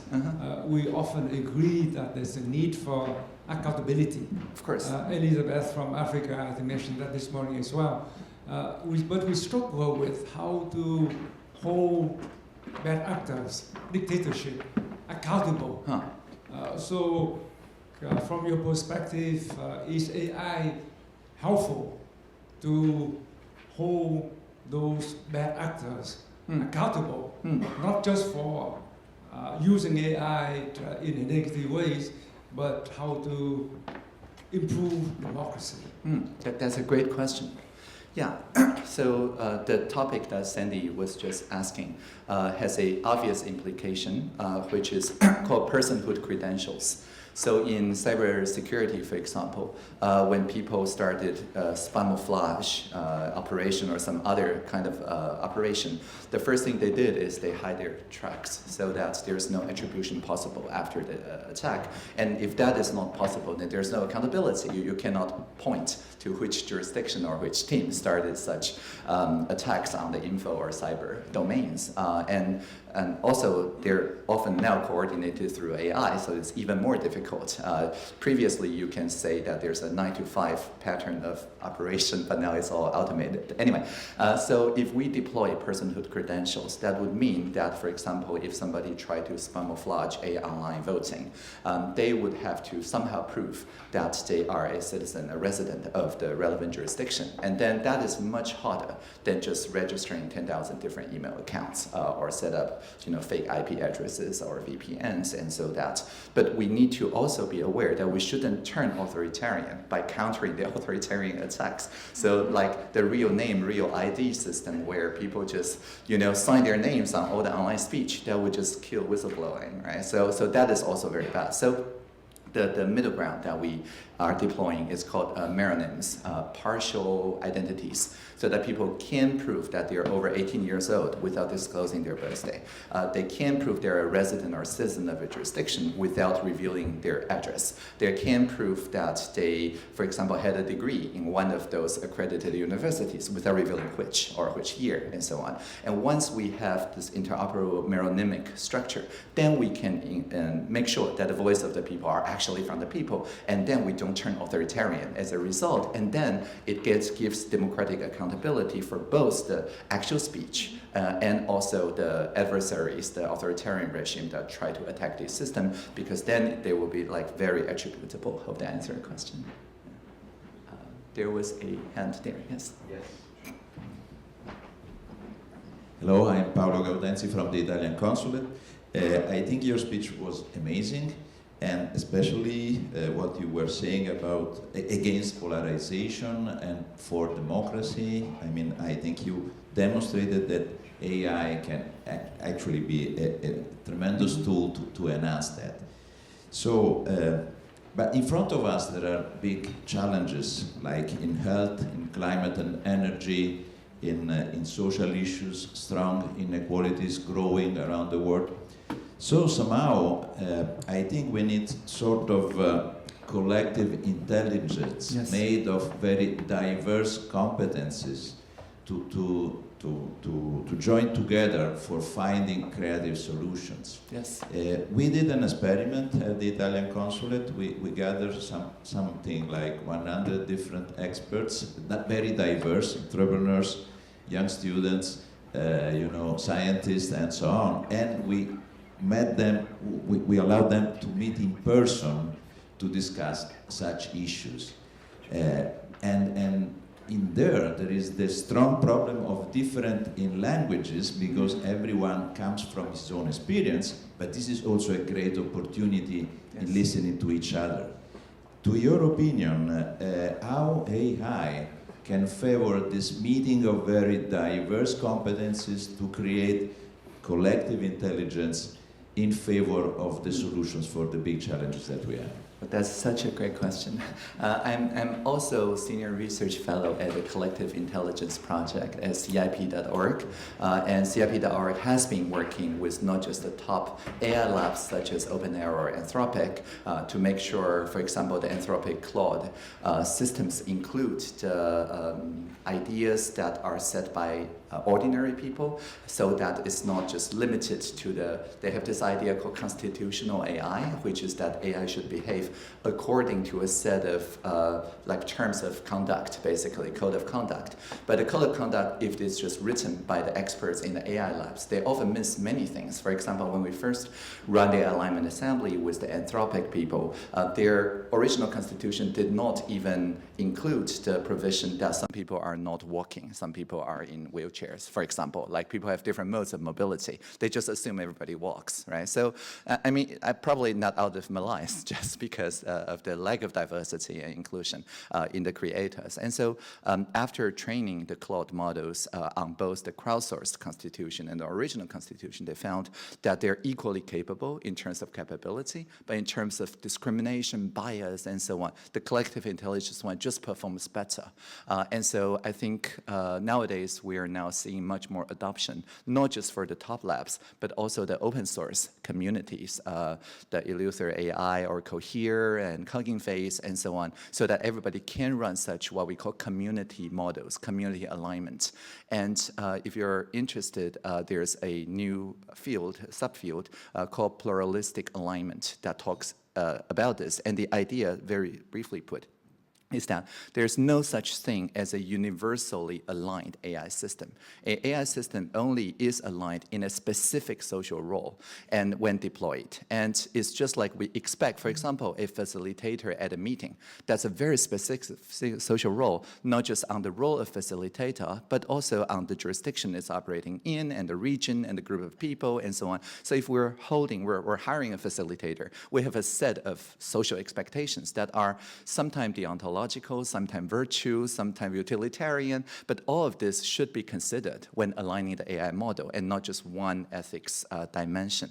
And previously, the language model had the hardest time reconciling different ethics dimensions, but now there's real mechanistic interpretability advances that will allow this kind of thing to happen. And I think we shouldn't make anything agentic until they can get pluralistically aligned on particular social roles. So if you're interested, welcome to subscribe to the CIP newsletter.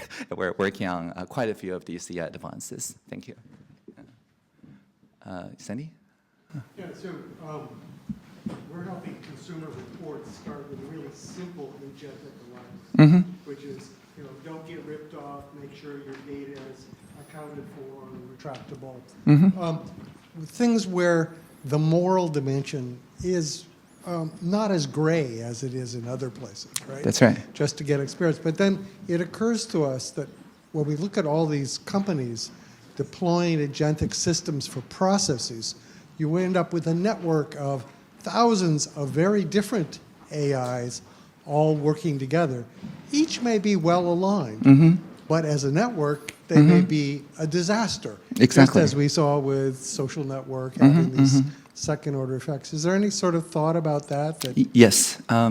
So I think there's 2 points to be made here.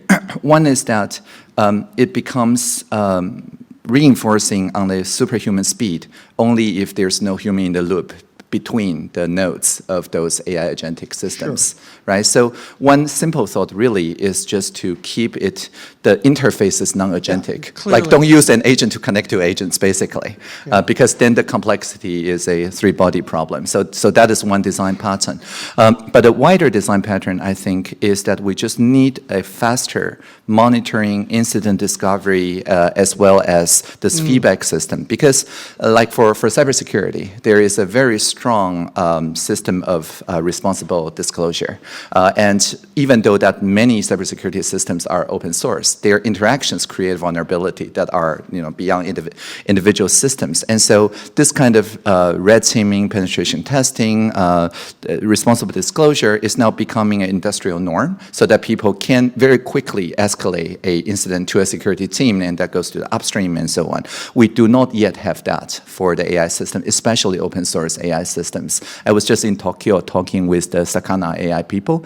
Their thesis is that instead of a large system that's very difficult to predict or control, they can just remix several small systems from Hugging Face to one specific role. So instead of having the agents working together, they just merge the agents into one simple, smaller agent. And their idea is that the incidents then are easier to trace upward upstream because it is not interaction, it is kind of model merging. So that is also one thought. So just sort of funny note, I ran a discussion for the Club de Madrid for this gentleman here. And the thing that I put forward was very much like that. We need to monitor these things. And the regulators told me I was too Anglo-Saxon. They wanted to have a priori regulation about certain sorts of mixing and use.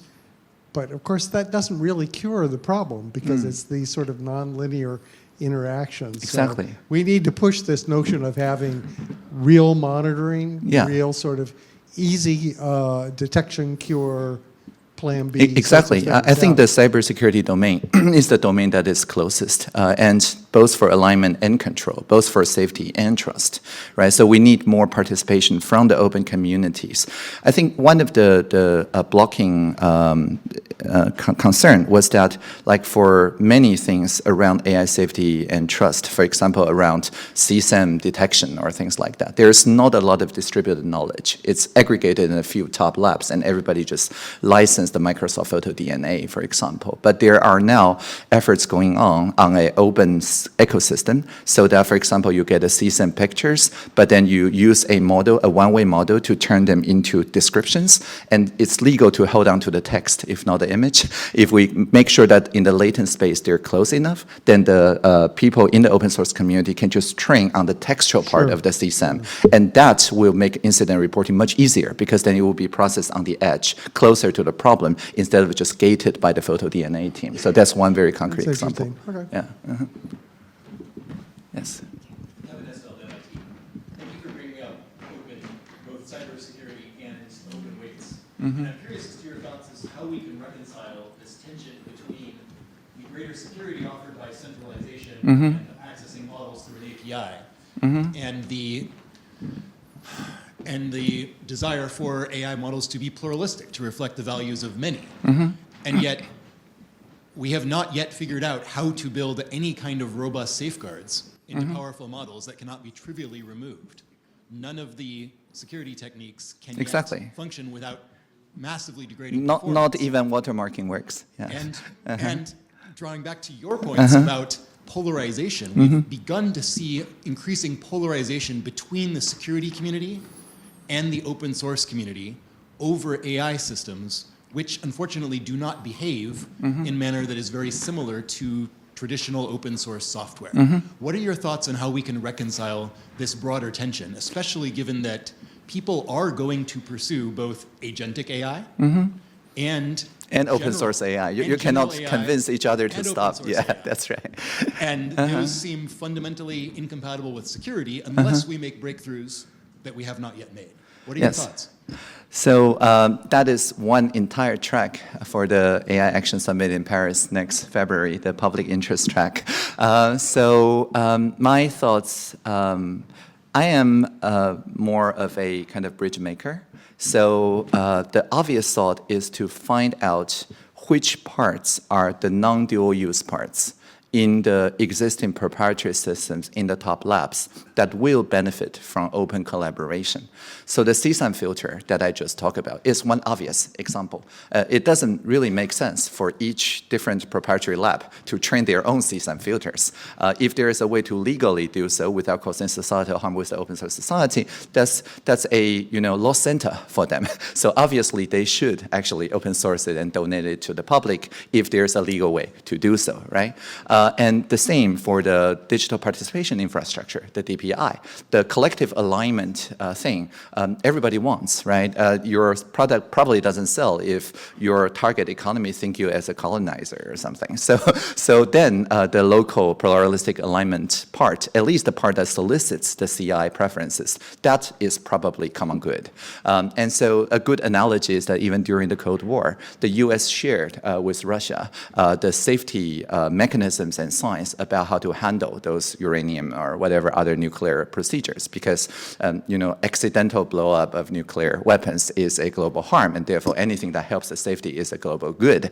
And so just last week in San Francisco, we've worked with Mozilla and I think Columbia University with Camille Francois on just iterating exactly which 5 different areas of those non-dual use things are. And so if we can focus the energy from the safety community and the openness community on these bridges without thinking about their crown jewels, the trade secrets or things like that, then at least it heals the social layer.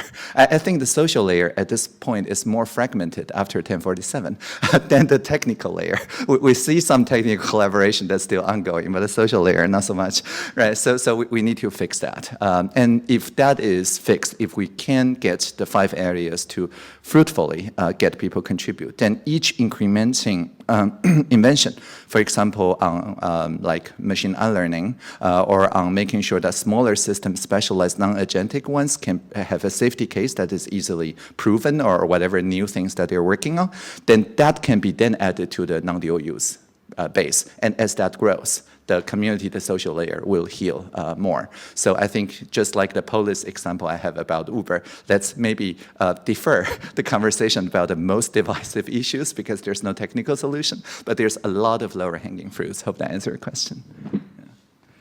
All right, we have 20 more minutes. Any other thoughts, questions, reflections?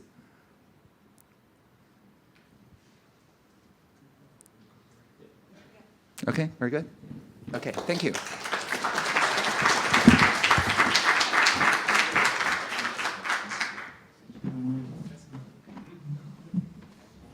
So we're going to take a break. And Sandy indicated it's going to be longer. So anyway, welcome back, and thank you for this morning for the first part of the program.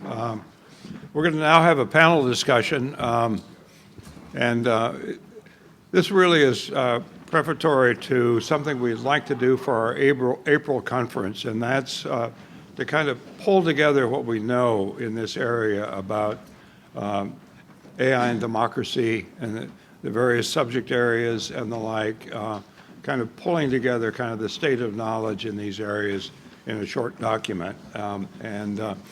Tuan, as he's done so much for Boston Global Forum, is the originator of so many of these initiatives, and he gave me a kind of an 8-pager as my starting point for kind of doing the introduction. And I thought, if I read you the 8 pages, we're not going to have any time for the panel, so that wouldn't work very well. So I turned to my AI assistant to give me the short version,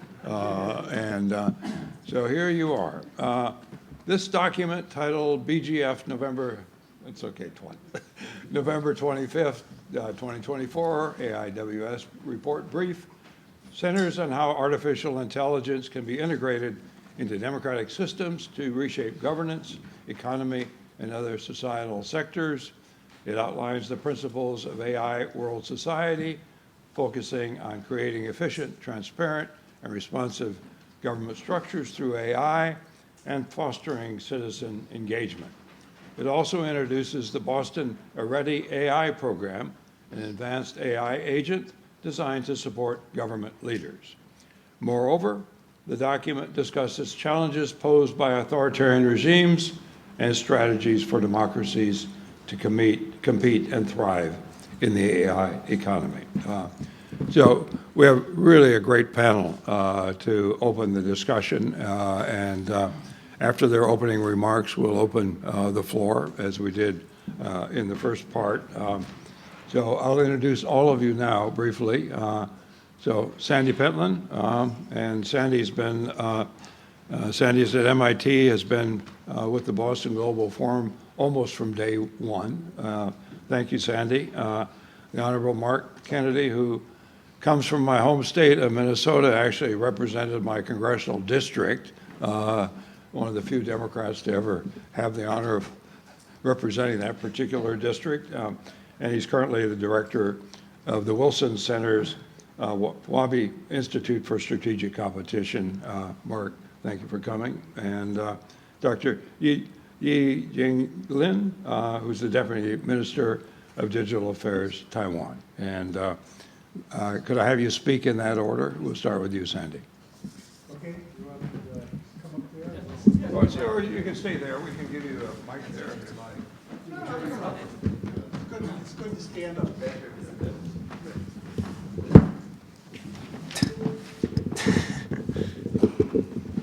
I actually don't need my slides, so let me, okay? So,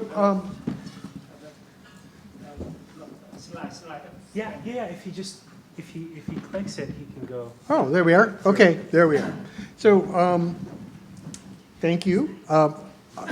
Today I'm also at Stanford, faculty there also. And we just put together a book that's relevant. It's free, it's online. If you want the hard copy, it costs because you have to print it, right? But the Kindle version is essentially free. And it's by a bunch of interesting people. So Condoleezza Rice was Secretary of State, Provost at Stanford. Nate Persily is the person in charge of legal apparatus for the national election. So he is in charge of certifying elections. Eric Brynolfsson is a leading economist in the area, and then myself, I'm sort of come from a more technical thing. We do cryptography through what I call computational social science, which is sort of the social science version of what Audrey was talking about.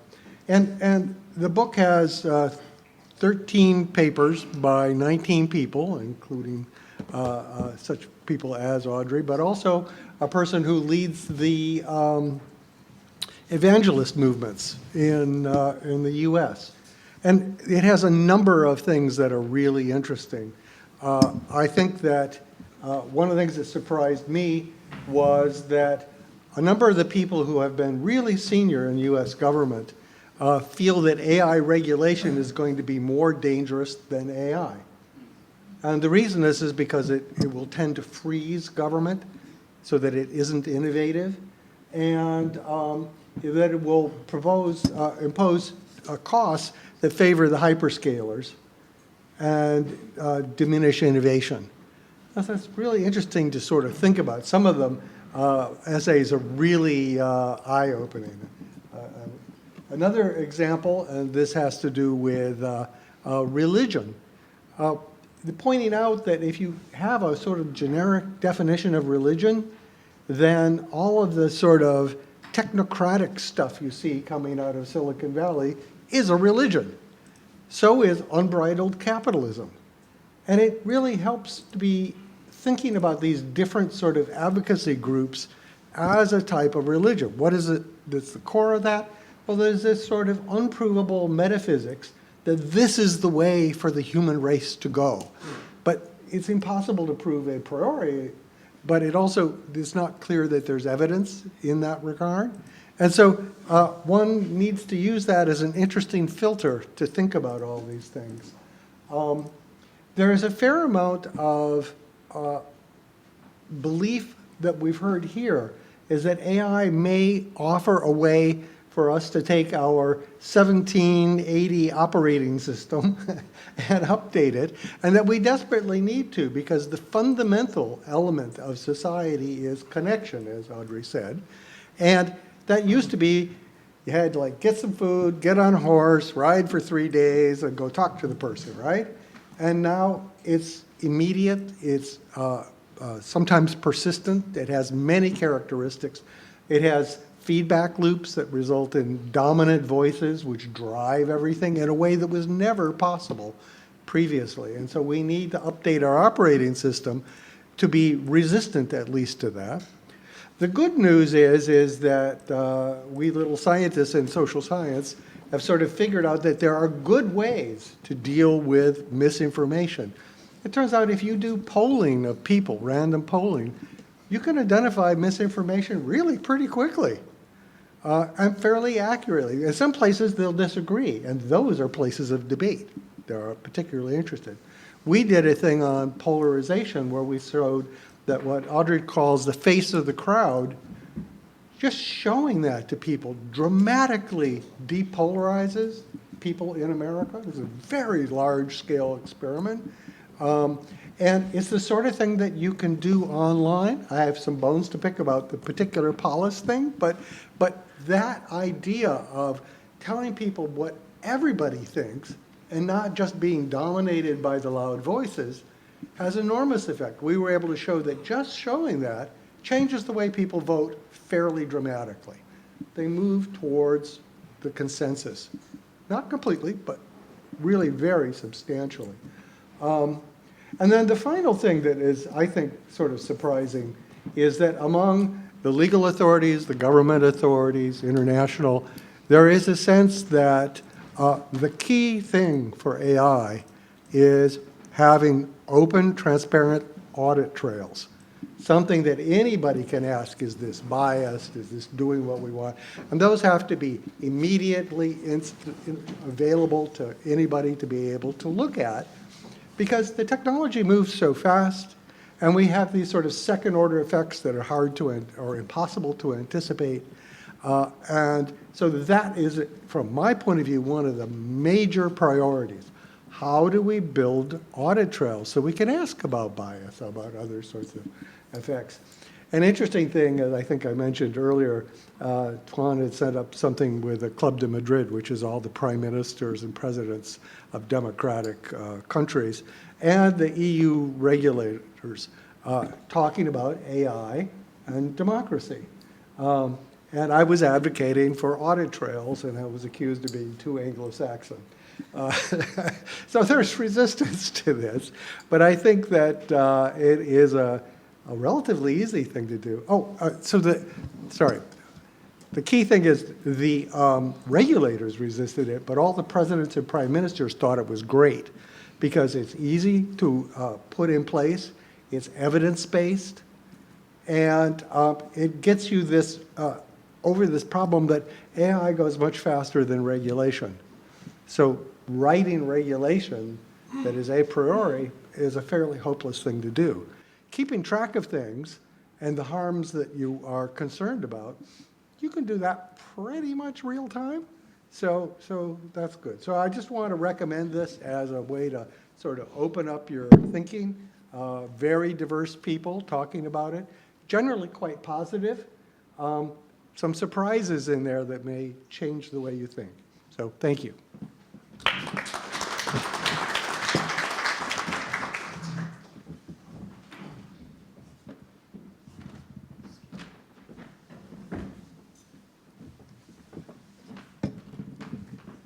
Thank you. I appreciate the invitation. It's an honor to be here with you.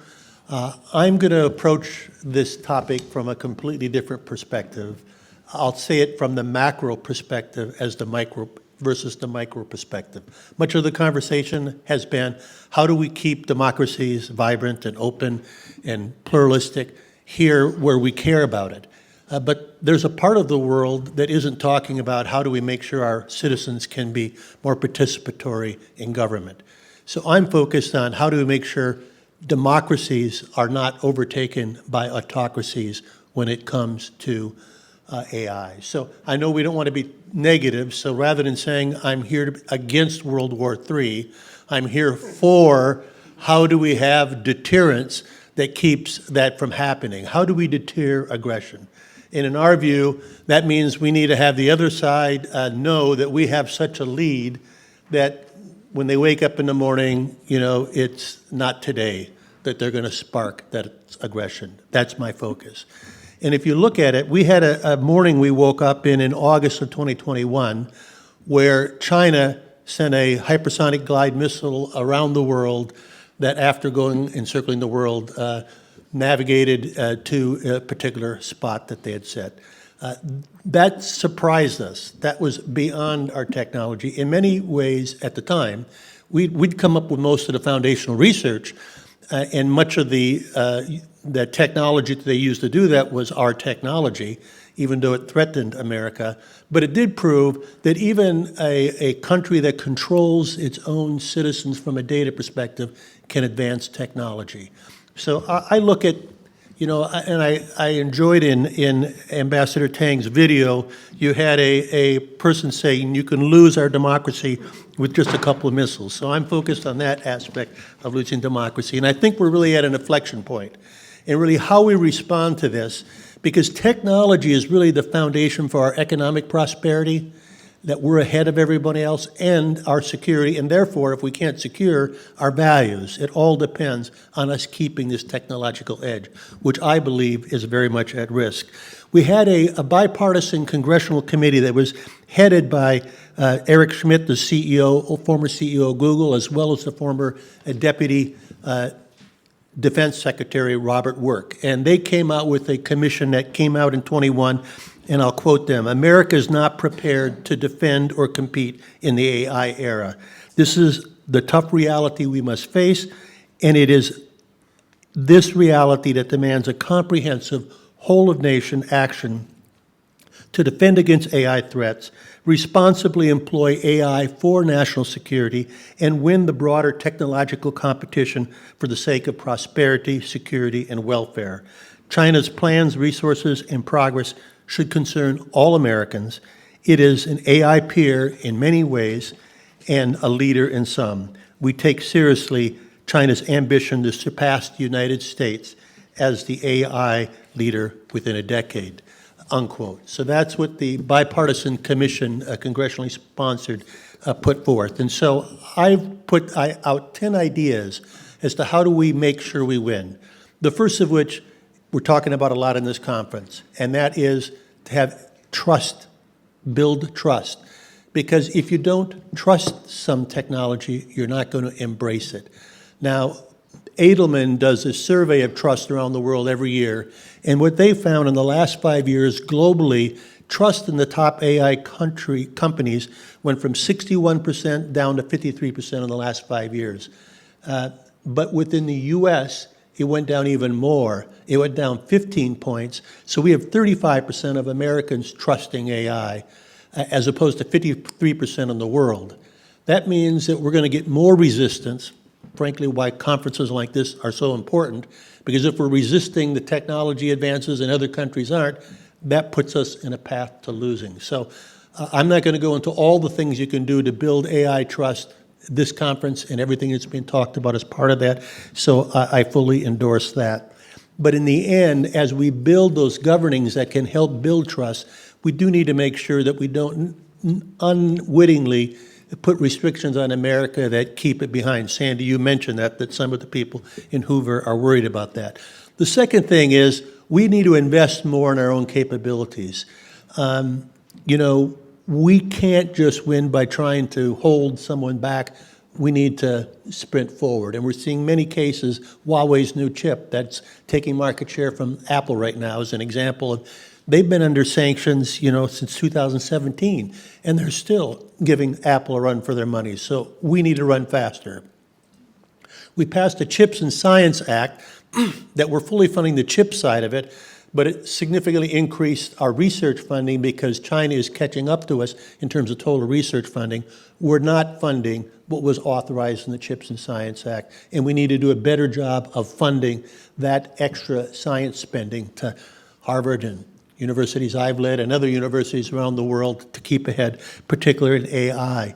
In talent, the PRC has twice the number of science, technology, engineering, and math, STEM PhDs as the US.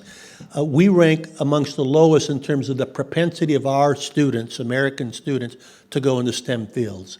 So we've always relied on having people from around the world come to America and help us advance our technology.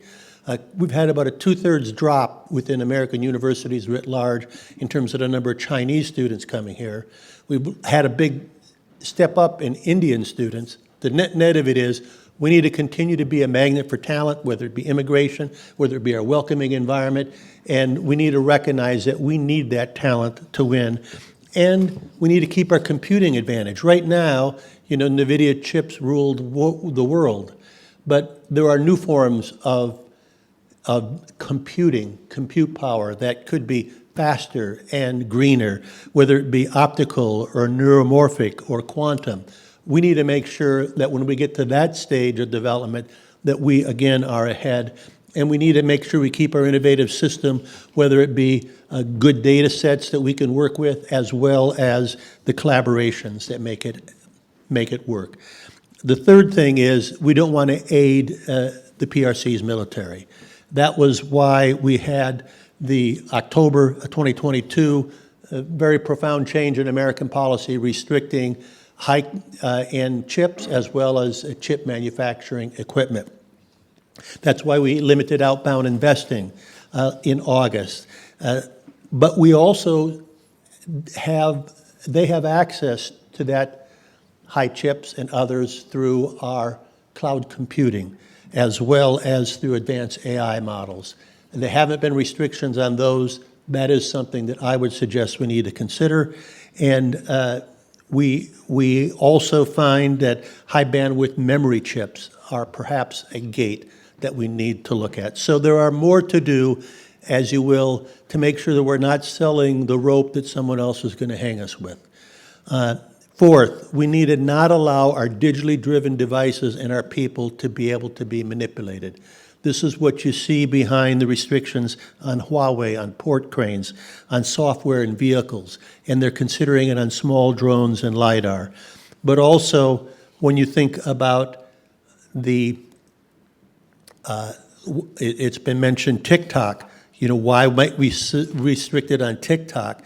It's to the extent an algorithm can get the people to think a certain way against your own government, we can't allow that. So having it be pluralistic, we'd like to have TikTok if it's not something that could be used to turn our people in a way that's against the interests of the country and for another country. Fifth, we need eliminated dependencies in the tech supply chain. There's been a lot on this more recently. Frankly, when I was in Congress, we never thought about supply chains. Now it's a key focus of not just the U.S. government, but other governments. But we need to do a better job of cultivating sources for areas where we're overly dependent with other countries that we're not the logical producers of. That's something we need to do more. Sixth, we need to market to most nations possible. As we're restricting from those countries we're worried about, if we're overly restrictive and we don't give it to countries at the edge, anyone we don't allow within the tech ecosystem of the U.S. and the West is, I'm sure China will be happy to have them in their tech ecosystem. The trick is our country's companies today are the biggest, the most sales. That means they got the most resources to plow into research and development to stay ahead. If they don't continue to be the biggest and the best, restricting it from China means they're going to come up with an alternative. It may not be as good as the West from the beginning, but they got a big market in China and the parts of the global South that they have aligned with them. We need to make sure that we are reaching out to as many countries as possible with our tech. Big, difficult decisions as we face in the Gulf states. We're a bit concerned about some of their practices. Do we want to really share our best technology with them? They're kind of close to China. But on the other hand, do we want to push them completely into the other sphere? Seventh, if there's a contest for access to data, those in the AI world that have the most data win. Right now, we don't really have access to China's data. They do. They have large access to our data. Are we putting enough restrictions on particularly sensitive data? Also, we're losing the telecommunications equipment battles around the world, with Huawei having 35 to 40% of the market share outside of the US. And how do we know they're not using the fact that they own the telecom to harvest the data to train data models without the people that have that data even knowing it? Particularly when a lot of what they do is they do a service model. So they're not just selling you the Huawei equipment, they're selling you the service of having the Huawei equipment run by Huawei. That should be a concern. You also see with the digital yuan. The digital yuan is designed to harvest data. So having something on more of a blockchain model instead of that is something we should be pushing. The eighth is, of course, we need a lead in digital standards. They've done a much better job of engaging with the International Telecommunications Union and other standard-setting bodies than we have. We have to make sure we do that. And then finally, ninth is collaborating with allies. We can't do any of this if our allies aren't with us, if we do the restrictions, but our allies go around that, they don't do any effect. We also need to innovate together. We're here in Harvard. You know that innovation is an iterative process where you want to be able to bounce back and forth ideas with the top people in your field. Right now, we do twice as much collaboration, our professors, with China as we do with Europe. And Europe's got a lot of good technology. We are not doing enough collaboration amongst academics in America, with Europe, with Australia, with India, with Japan, and others that we need to do more. And 10th, we need to stay ahead with defense AI technologies. Ultimately, we want our military AI to be better than their military AI. And nearly every aspect of military has an AI portion of it. Recently, Biden administration, just within the last several weeks, put out the National Security Memorandum on AI, which says, we are going to only use it for democratic values. We're going to specifically make sure that it's protecting privacy and discrimination and human rights. It's a classified document, so I'm not going to give you details, but net, by defining where the boundaries are, hopefully that allows us to stay within the values that we're all talking about here, but ultimately make sure that we stay ahead. So those are just 10 ideas that I'm focused on. Right now, everything we're doing is more ad hoc. I suggest we need a more comprehensive approach to this, and we need to make sure that in the end, not only is democracy vibrant within democracies, but democracies are also having superior technologies to those that might mean us harm. Thank you all very much.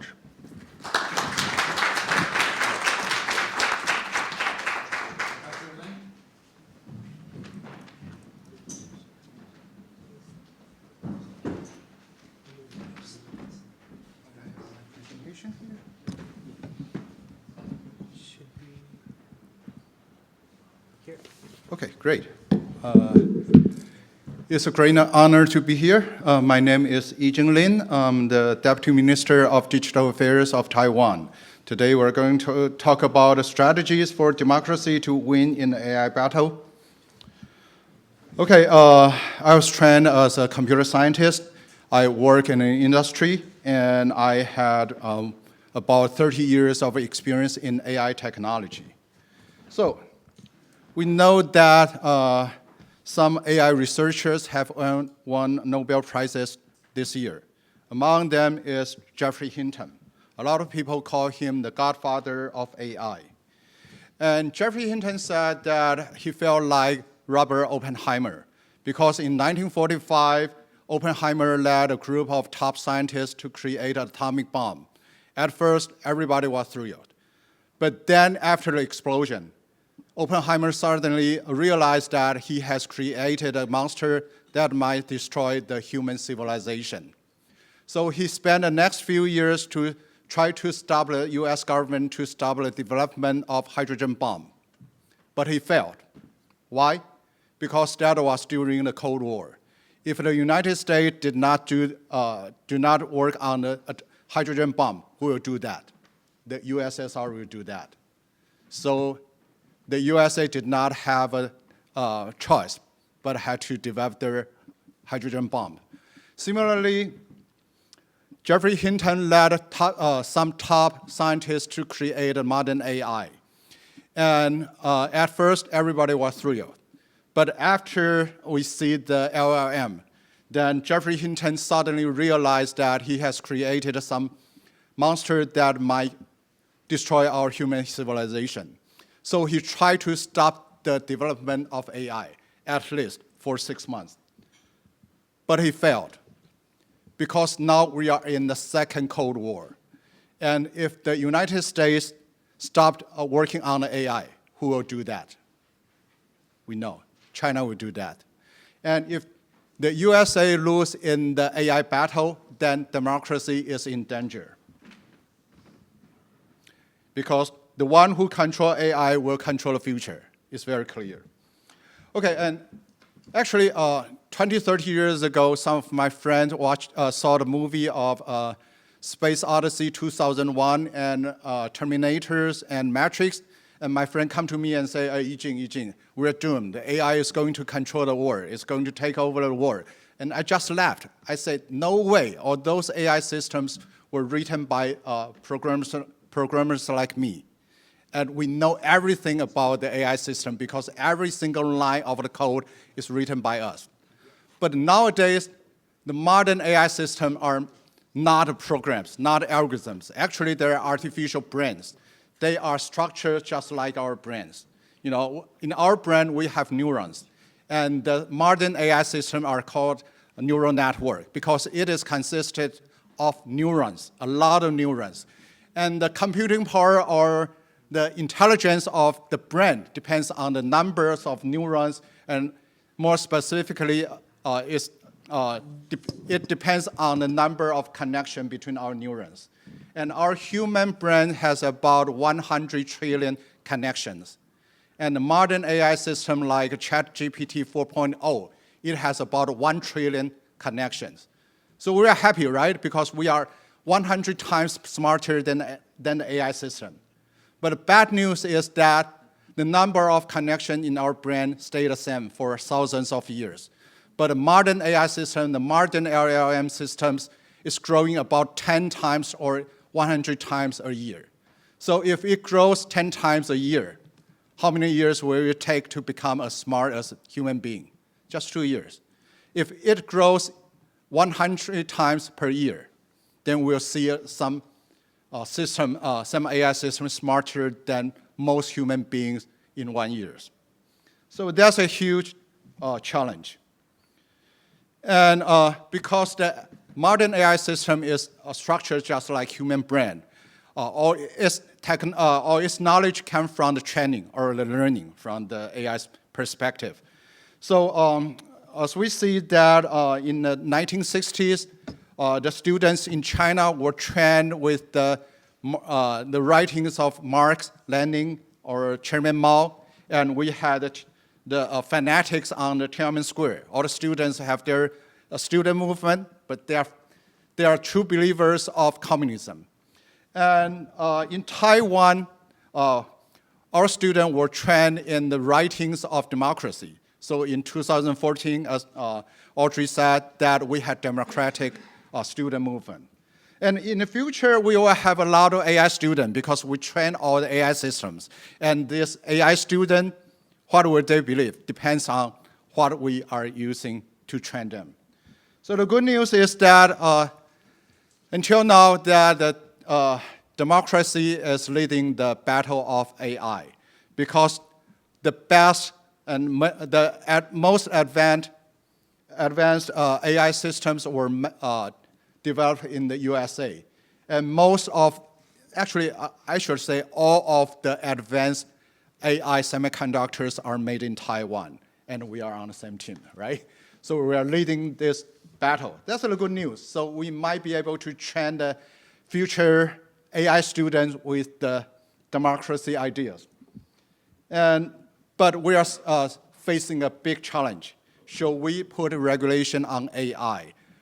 Because as Mr. Kennedy just said, that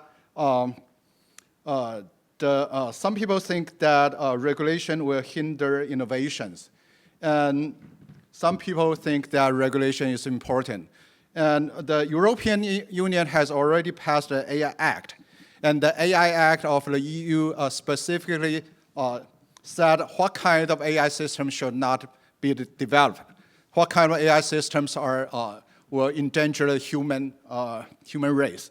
But on the other hand, in the USA, people think that regulation is not good for the AI development, and we have to win this second Cold War. So we have to have a free hand on developing the AI.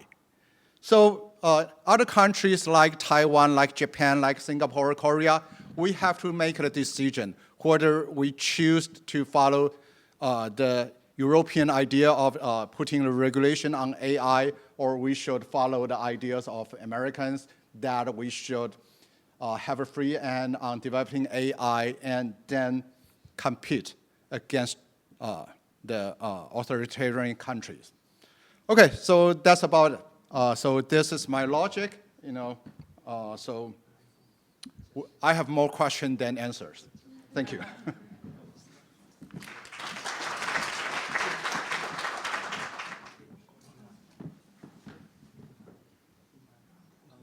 Hi, everybody. My name is Sergio Chiba, and today I'll discuss how a country can win the AI race in the 21st century in terms of creating economic value. Because, when you start with the topic of how a country can win the AI race, there's a lot of winning. A lot of speakers talk about politics and geopolitics and technology. But I would assume that, well, first of all, I would focus on the topic of creating economic value through AI and how can you achieve doing that more than your competitors. So if that is the key, I think the key is the recognizing that really the AI R&D and AI commercialization are two different factors. And a lot of people misunderstand this. When I talk with policymakers, they often think that basically R&D is same with commercialization. Like a lot of people say that we need to invest in AI, we need to invest in, quantum computing. But really, R&D provides the foundation of commercialization, but it doesn't really create significant economic value on its own. I think this is very important. AI commercialization is the most important factor for creating economic value. And the interesting thing is these two requires entirely different capabilities. And excelling in one doesn't really guarantee success in the other. So let me give an example. So when you think about a country, for example, Japan, we rank in third in terms of global R&D capabilities and number of patents. We actually rank in number one in terms of patent income. But when it comes to commercialization, we suddenly fall in the 40th or 50th in the position, in the world position. And thus, we have like a stagnation of economic situation. If you compare with countries like Israel, which they have modest R&D rankings, but they have one of the highest GDP per growth in terms of GDP growth in terms of capita, at least before the recent conflict.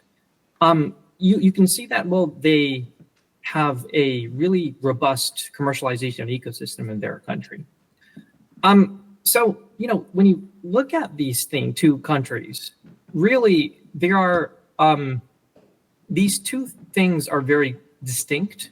And when you think about creating economic value, it is really, there's a lot of rooms to improve in the allocation and budget in governments and also in businesses. So that's the first thing that I would like to address. So really the real question is, how do you accelerate commercialization? And it's really, it is really to increase the AI commercialization ecosystem, not the AI R&D ecosystem, which is important, but which is much more important. It's really to increase the commercialization ecosystem, in both in your own country and also in the market that you want to penetrate. This could include sharing know-hows and technology commercialization, again, more than R&D, or creating initiatives to increase any initiative to increase the supply of entrepreneurs capable of building AI native business models. And this is in both startups and within large corporations. And the key question is, which country is the fastest in doing that? And I think this is the key of driving economic value. and particularly in the next decade. And thank you very much.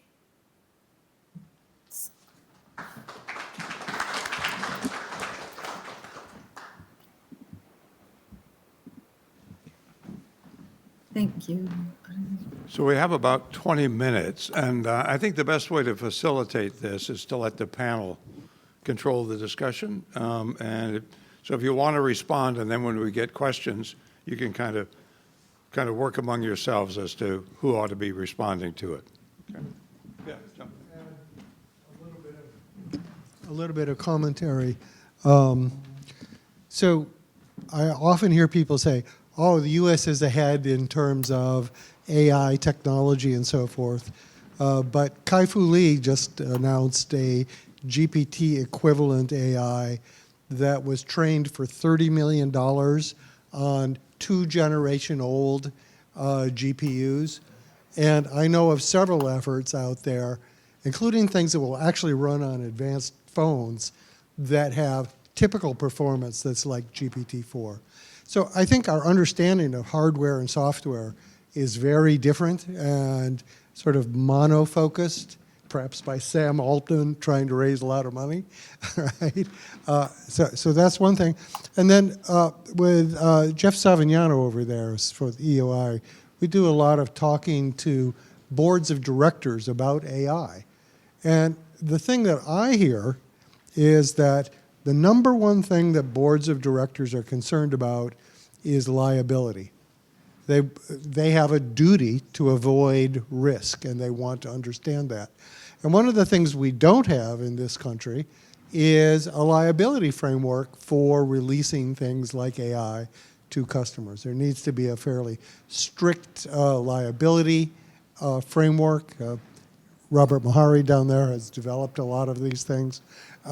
And I think that would allow a lot of acceleration and yet accountable acceleration, because along with liability, you have to keep audit trails so that you can then resolve whether or not, in fact, you're liable. And so that lets you say, okay, keep track of things, and we're going to nail you to a wall if you screw up, right? Okay, that sounds like a good way at least to start. I don't know if you want to react to that or, whatever. Actually, the way I look at the AI, battle of AI is not really a rivalry between China and the US, but it's like a three-party competition. That's USA, China, and AI. Maybe at the end, AI will win. AI will take over the whole world. Actually, that's kind of the view shared by a lot of computer scientists working in the AI industry, including Jeffrey Hinton, I may assume. Thank you.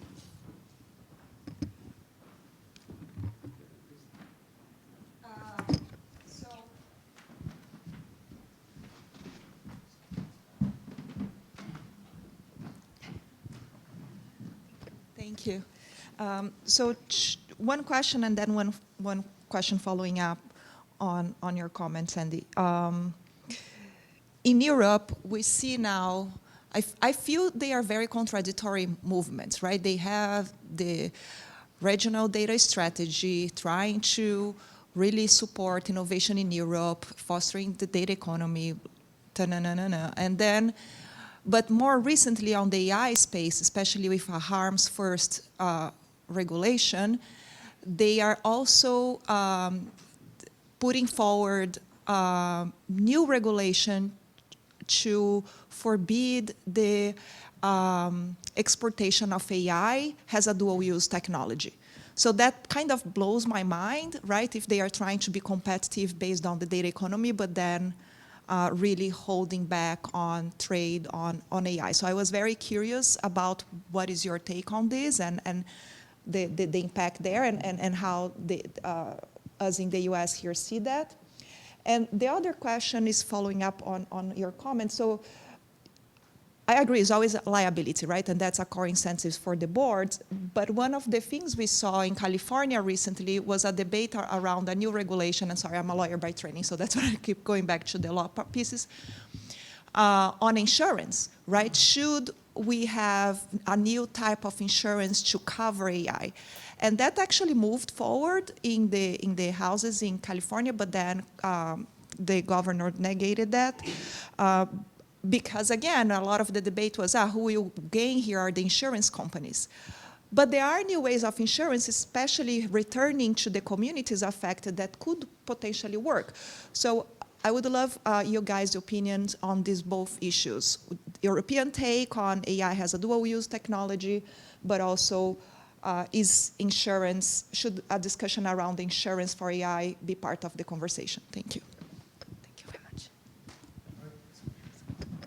Being in California, I have a little bit more view on that. California regulation that Newsom rejected was sort of unfortunate because it was a liability framework, but it was a soak the rich liability framework where the foundation models that were then used would be liable as opposed to the person who actually sold the product, right? And so now liability has got a little like cloud over it.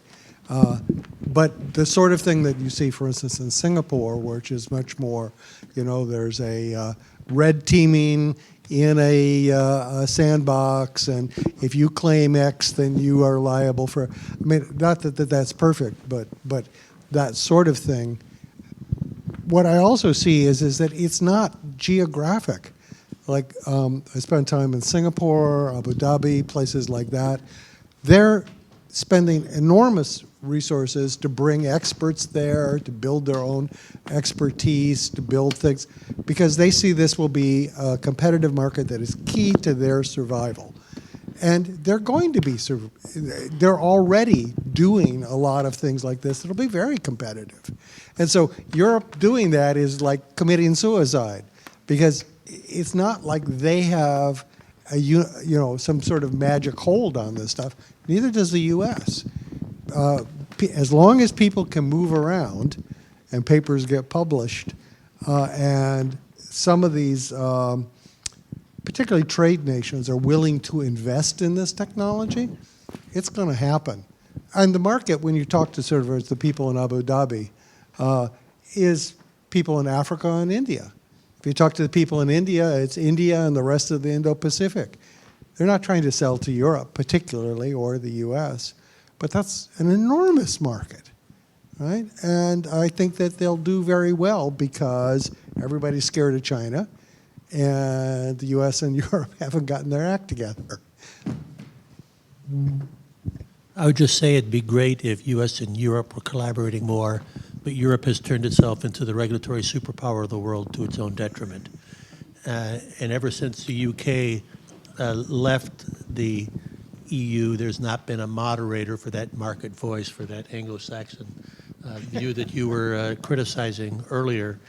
And so, yes, most AI is dual use. There maybe should be some regulation, but you need to be a technological leader to worry about that, and doing it together with the US is a better path to go. Hello, everyone. I'm Jeff Saviano. I'm a partner at EY, based here in Cambridge, and also have a role at the Safra Ethics Center here at Harvard, studying AI ethics for business leaders. And I'm curious, I'd love to get thoughts from the panel as we look at global regulation, and many of us are not convinced that we'll ever have a globally consistent, heavy hand of AI regulation, putting more pressure on businesses. And there's a lot of attention on big tech and AI development, but we're really focused on the deployment side. And we've had a hypothesis that there's only about 10 or 11 board directors at each company. Imagine if you had all the directors of the Fortune 500 in a room for a day, the progress that you could make on matters of AI ethics and the importance of it. We also feel as though there's an opening from a corporate governance perspective, putting pressure on boards, not just to serve their shareholders, but to ensure that they're focused on stakeholder safety as well. I'm curious as to the panelists' view of the role on the deployment side, the business community, not the big tech developers, but on the deployment side on matters of ethics. What more do we need from that community in order to improve the world? Thank you.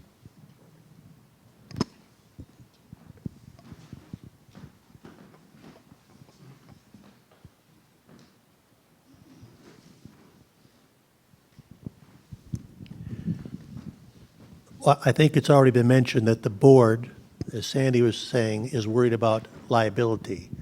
And so having some liability standards that would affect that is going to drive them. I mean, I think they want to be responsive to balancing both what's good for society as well as what's good for the bottom line. If there's frictions between those two, that needs to be debated. But most boards are going to prefer to have a common standard that they can point to and say, management follow these standards.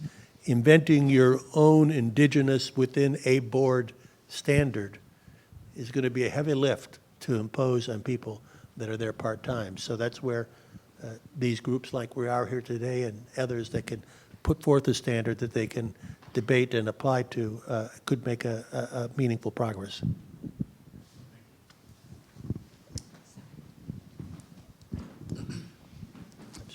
Thank you. My name is Tim James. Up until recently, I was at a company called State Street Bank and Trust, based here in the Boston area, heading up global funds transfer. And actually, a lot of the role in that space had to do with integrating AI into the funds transfer process to automate a lot of the work that we were doing in the instruction of financial-related matters. But that being said, I now run my own consulting practice, and I've really enjoyed hearing from the group here today, so thank you so much. I have two questions for this body. The first question is around the topic of disinformation. I'm curious if those who are a part of the panel have any thoughts on best practices with regard to how governments can deal with the political pushback that sometimes occurs when disinformation tries to come under regulation. Some of you will be very familiar with the Disinformation Governance Board under the Biden administration 2022, which shortly after it was announced was then disbanded because there were concerns about whether it was free speech or who gets to decide what is true or not. So I'm curious what this body thinks about that. And in addition, my second question is just with regard to best practices about how we can educate members of society about how to react to information, disinformation they receive online. Because there's been a lot of talk about the fact that disinformation causes divisions, but at the end of the day, it's really my reaction to the disinformation that determines whether I'm going to become divided against a fellow American or not. And so I'm just curious if folks could opine on that.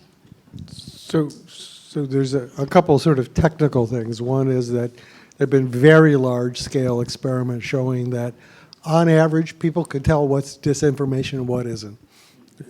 Not everybody all the time, but as well as any of these fact-checking things. And also, so that suggests that a thing you might want to do is have a bunch of rating services, right? And you can choose your rating service to be a little more this way, or because there are valid disagreements about things, right? To have a rating service, you could do it on the per item claim, tweet, whatever.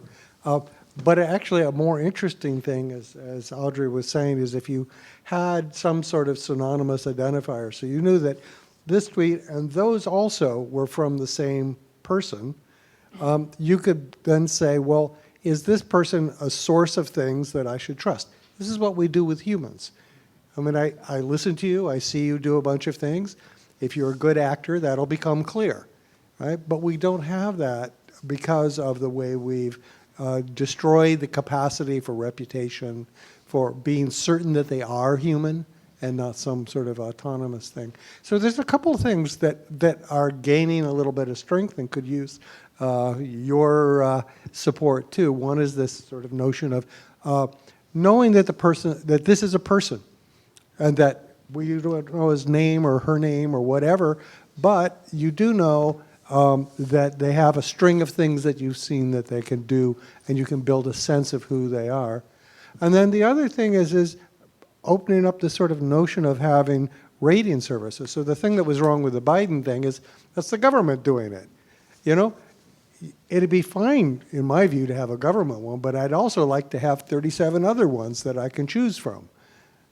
Maybe not the government one, whatever.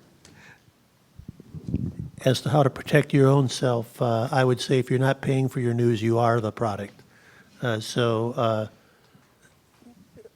read the Wall Street Journal and the New York Times every day. And then you'll get a broad perspective. Okay, thank you. I think the problem of this information in the AI age came from the misunderstanding of the modern AI technology. Because 5 years ago, if most of the people have a question, they will check the Google or they will check the Wikipedia. I would say that Wikipedia had correct information 99% of the time, and then Google maybe 95%. And nowadays, people just check ChatGPT.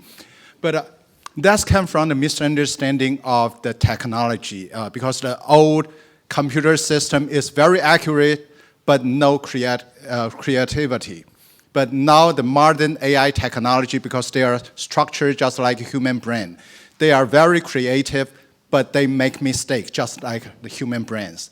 So actually, we should educate people, or maybe not use the word of educate, but everybody should know that if you want to check the fact, it's better to use Google or even better Wikipedia. But if you want to create something that's creative, then you use ChatGPT. But don't check the fact with ChatGPT. That's a disaster. Thank you.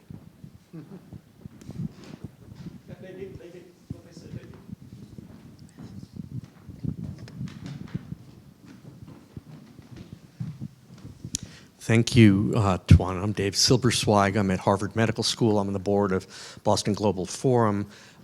Thank you for this really enlightened discussion.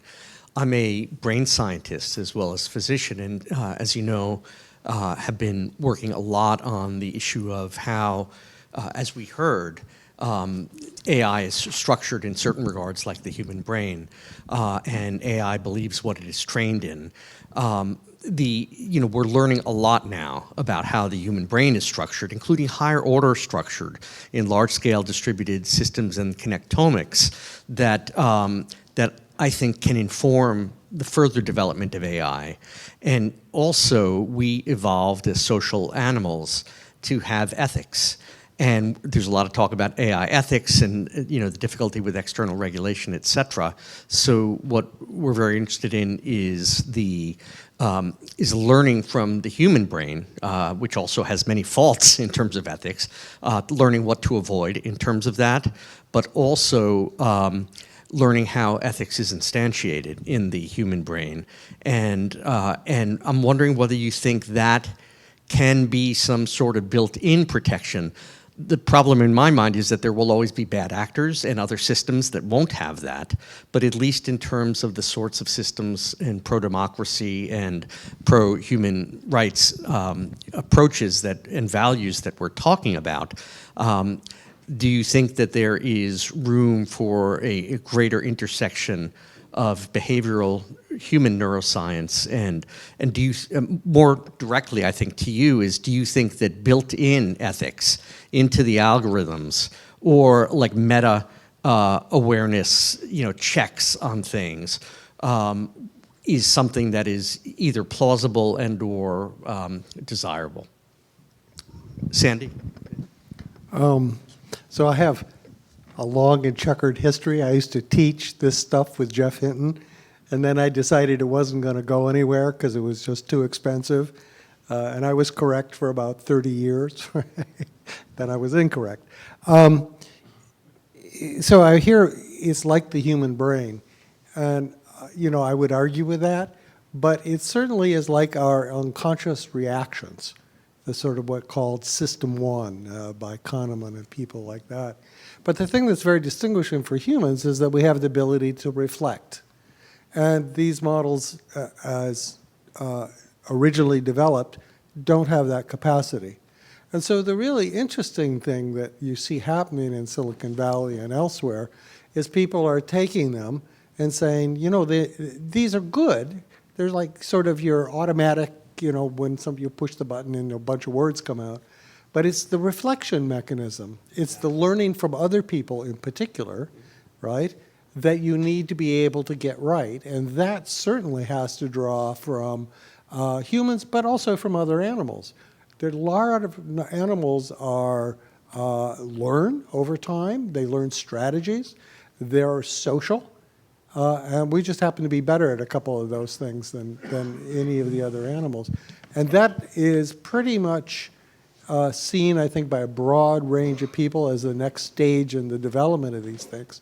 And it's unlikely to happen super quickly because it's not a matter of just getting more GPUs or more data. You actually have to design it and then look at the edge cases and sort of ask, what's happening. But people are doing it, and that's actually an enormous opportunity. Like I was talking to the chief scientist at Microsoft, and their sort of newest interesting AI, which was this O1 that will fit on sort of next-gen phones, is done this way. So it no longer speaks Romanian. A lot of things have been squeezed out of it, but it's got in the general capacity of GPT-4, and it has a certain reflective capabilities.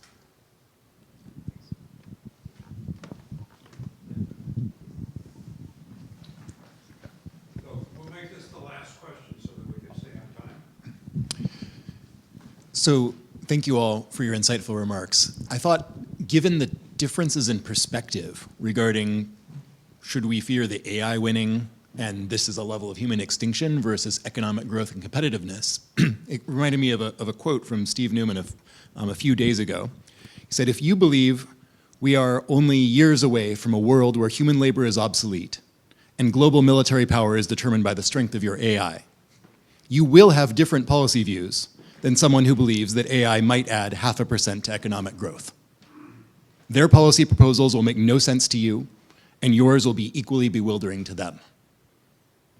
That seems true, but it also strikes me that both sides will say we need to advance AI. We have no choice but to advance AI. Competitiveness demands that we must advance AI. Still, that's quite a gap in views. And I'm curious, how can we bridge that gap? Because only to some extent can we rely on the actual AI developers, because even they are somewhat split on this question, although they do tend towards the former view. I'm very curious what all of you think. Yeah, actually, I'm bewildered too, and I have no answer. Because during the last Cold War, actually that's MAD, who saved the human race. That's mutually assured destruction, right? So nobody, the USSR and the USA didn't use the nuclear warhead. But in this new Cold War, both sides are working on AI. I don't know what will stop the monster from taking over the whole world.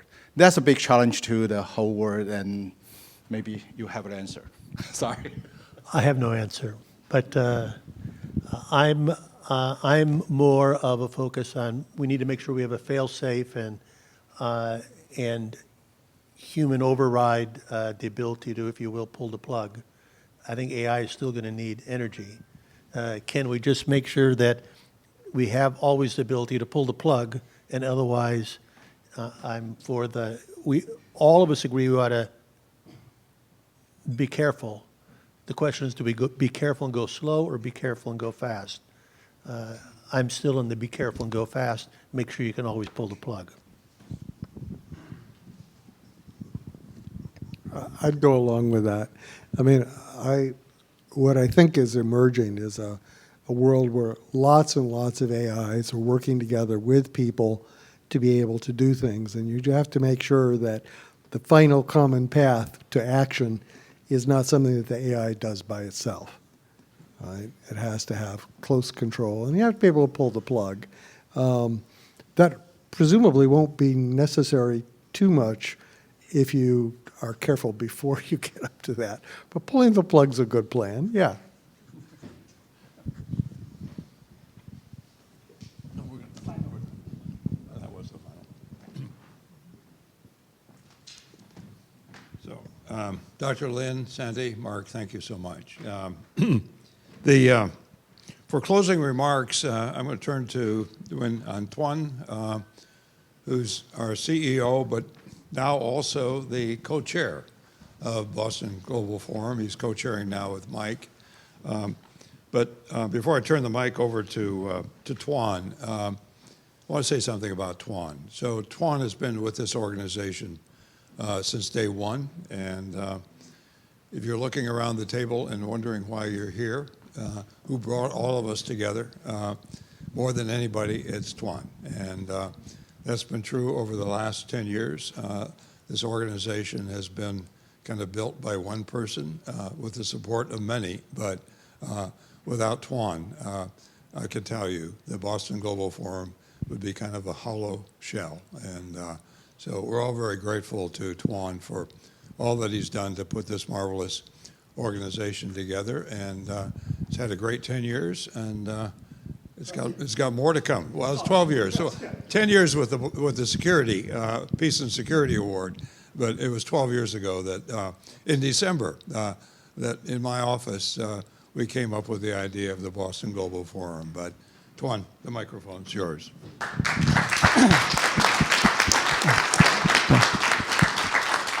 Thank you so much. Thank Tom. First, I would like to say Tom is my very, very best friend, and I never seen any kind of friend at Tom. Tom is a professor, brought me to Harvard to run 7 art fellow, and he brought me to Harvard Kennedy School 2011 for research scholar there some years after I left Vietnam. So that is, I cannot do anything in Boston without you, Tom and Governor Michael Dukakis. I'm grateful to say about thank to Tom and my dear leader. As my father, Governor Michael Dukakis, he's today not so good health, but exciting. Today that's the 10th year award, but the first time we are very change agenda. The first we are want to do that is welcome. Then Governor Michael Dukakis say hello because he cannot come and video, and then Tom will give speech and remark of Governor Michael Dukakis, but he try, but he don't know we wait for our new agenda, so he try to do. That is a very, very kindest leader. He cannot be here, but 12 years he had great leadership, and I'm really lucky to work under his leadership. And every week I have chance to discuss and learn a lot of governor. We say very, very applaud for great leadership from Governor Michael Dukakis, please. Yeah. So I thank you so much for our collaboration and joining here. And after conference, we do. The first, you can see that is we have a report, AIWS, New Democracy. We include many ideas for discussion, and we are start today, and we will do very important conference, April 22. This place also we book already, and we will honor world leader in AI or society award in April for one distinguished leader in AI. We look forward to welcome all of you come back here with this very important event. And with today's, we have 2 very significant ideas for report. You see already, but I would like to highlight the first. To win in AI economy and AI battle, government have to smart, more effective, and very, very much apply with AI, and but democracy. And we have ideas 24/7, 24 hours, 7 days government, non-stop government. We can do, because AI assistant, AI will assist very much. We need to transform government, but we don't need to lay off people and staff. We make 3 Thai strips, each 8 hours. So that is our idea. So first, we can, this is, I think, maybe the first time we announce that ideas for AI government. The second, we build very important AI agent to support for leaders. Leaders are very important. As world leader for peace and security, now as President Macron talk about AI and how we can assist, AI can assist and support for leader. Yeah, that is BAI. Boston already AI will support that model for that. And we continue to discuss and debate and build, and we hope we will have very good result in April 2025. And yes, we say thank you very much for President Macron. He's crazy busy. He traveled to G20 summit and South America, Chile and Argentina. He had just come back to Paris, cannot make video. And today he busy with many events in Paris. But he sent his speech by text, and I can tell you later, as a Hollywood movie. Last minute, 6:28 this morning, his team sent that is a finished speech of President Macron. So before I came here, we can receive and read. He very much appreciate and highly focus on AI. We fully support France in this initiative and AI from President Macron from France. I discussed with his team. France was born for enlightenment, and President Macron say about enlightenment from France. And Boston Global Forum have global enlightenment. That is Professor Tom Peterson and Nasli Chukri think about that, and we have remaking the world toward an age of global enlightenment.